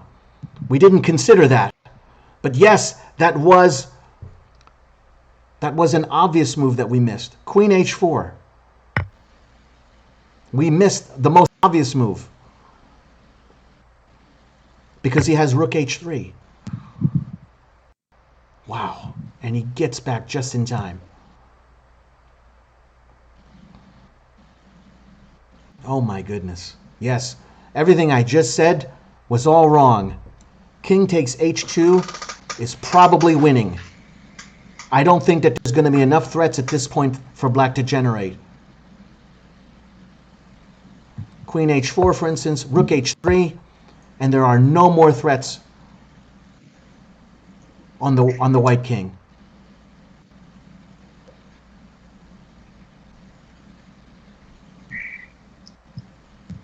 Wow. Oh my goodness. If Caesar Khan wins this match, it will be a tremendous comeback from 2-0 down to take the match.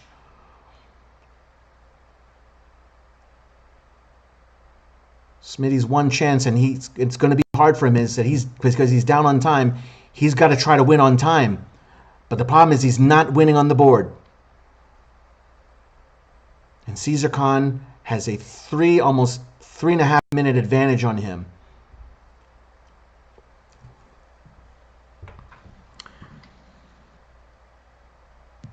"15 seconds left. Smitty, you've got to make a move. You've got to do something. You've got to make a move. Even bishop g5. Smitty, hurry, you're going to lose on time. No! No! What a game. No! The game is over. God, the game is over on time. Oh my goodness. I was wondering if bishop g5 would be something here. That would be one chance, but no. Yeah, I'm done. I mean, this takes a lot. Oh my goodness. What do you want me to do for dinner? Beat this man. He worked hard. Wow, guys, that was drama to the end. You guys are warriors. Neither of you disappointed. This is great content that's going to be posted once we edit it all down. But you guys have not disappointed. There was great battle and a great exchange of ideas, and both of you guys were really just punching each other left and right. And like I said, in the end, Caesar, great job coming back from 2 games to none down. Some great fighting chess, but Yeah, John played well. I had to make a critical decision here. This is like the oh shit moment right here. Yeah, this there was a stretch, Caesar, where all your pieces were just on the queen side, and John's pieces were massing on the king side, and I was really, I was really not sure if you were going to get all your pieces back in time to defend your king. You know, that's what I was thinking for. I think I thought I would be able to get back in time, but this is the critical moment. I've been going over these types of positions with Boris, my coach, and I have to take on G4. Otherwise, G3's played, and I can resign with confidence. I could cry at the press conference.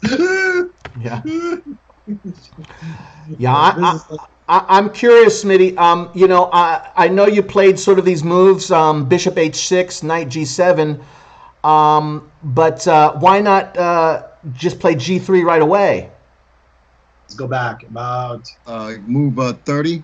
Yeah, so if we go to, let's say, before Bishop H6, I was looking, and if we just play G3 right away, because I think an important moment was exchanging Bishop on C6, because you need that bishop. I should just push right away. Right, you should have put, because exchanging on C6 I think is a mistake, because I think you need that bishop to sacrifice itself on H3.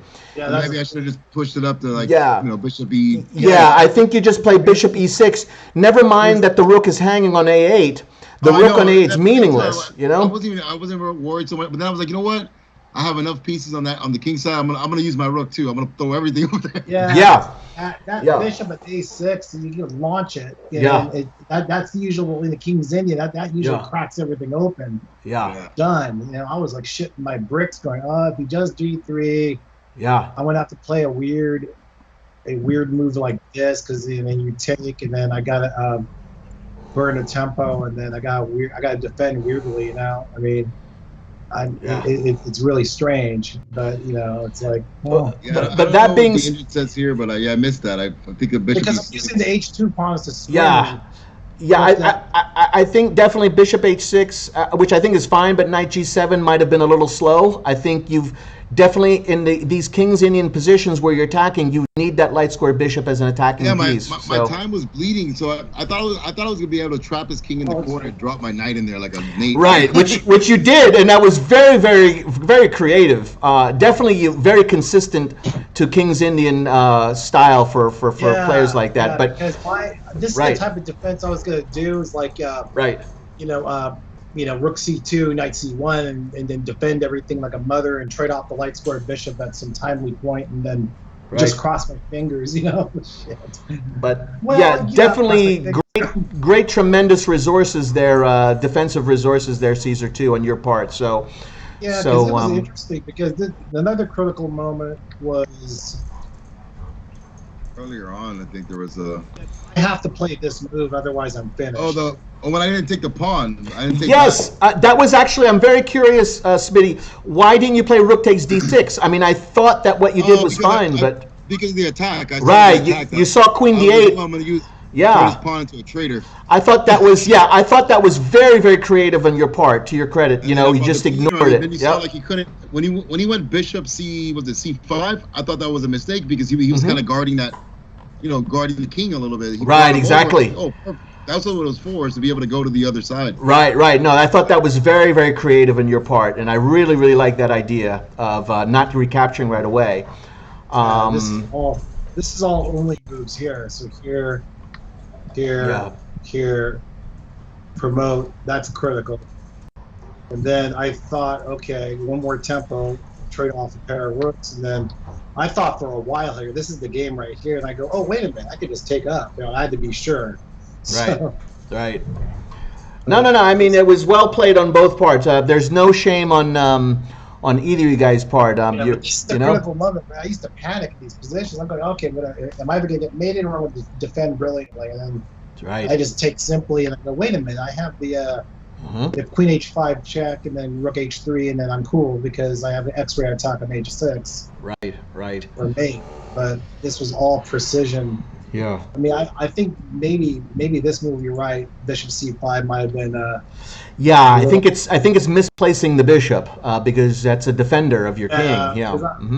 But there's like two. There's two. Yeah. There's But three. I think he was worried about the whole G3 idea. So Yeah. I want to get the bishop off of that. I was trying to hold the pawn. Maybe I could do something like this. Keep this here, and then if you take with the rook or something, I just drop the queen back to E1 and then trade a pair of rooks. I'm really curious what the engine says, like with the bishop. Yeah, I don't know. That's pretty. Looks pretty convincing. And I'm still tickling your c6 pawn, and then you're right. This might be more stable because there are no pieces massing here. Here it's just a matter of are you going to trade or because you can't. If you take with the rook, you got to take with the rook. You got to trade. I mean, do you want to trade a rook? This is kind of tough because I have an indirect pin now, so this is. Yeah. The bishop c5 is the critical move here. That's where it started to give him a tempo to generate that nice attack. I was like, oh shit. Yeah.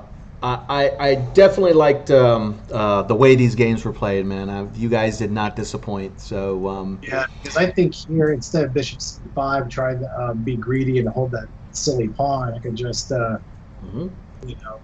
play this, and I'm cool. I still have the jiu-jitsu pressure on you, tickling your c6 pawn, and then d6. Can you take back with one of the minors, John? What move are you on now? Oh, well, I'm looking at 25 instead of move 25. Okay.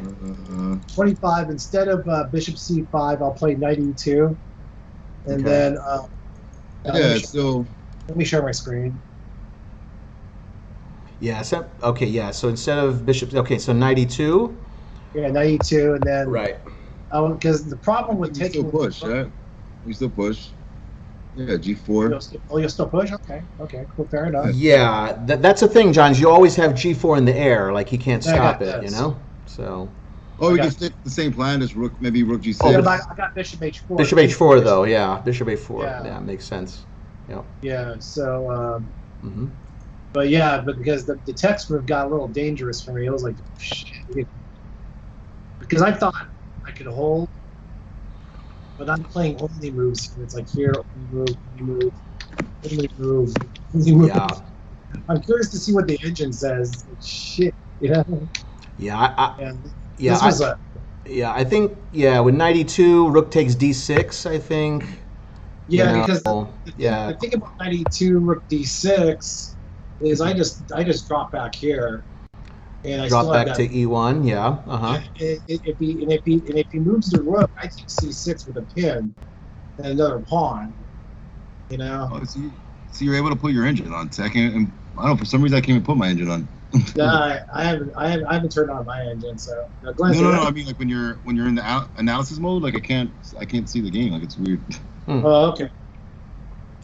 Well, guys, I mean, congratulations to Caesar on the first on his victory on the first annual Adobo DeathMatch. So, John, I think that this last game was our best because of just sheer struggle. Yeah, I mean, you can feel the tension, and you can feel you can definitely get the feeling that the game mattered to the both of you. Like you guys were both fighting hard. And, great, awesome job, guys. We got to do this again sometime in the near future. Do it again, maybe if we can.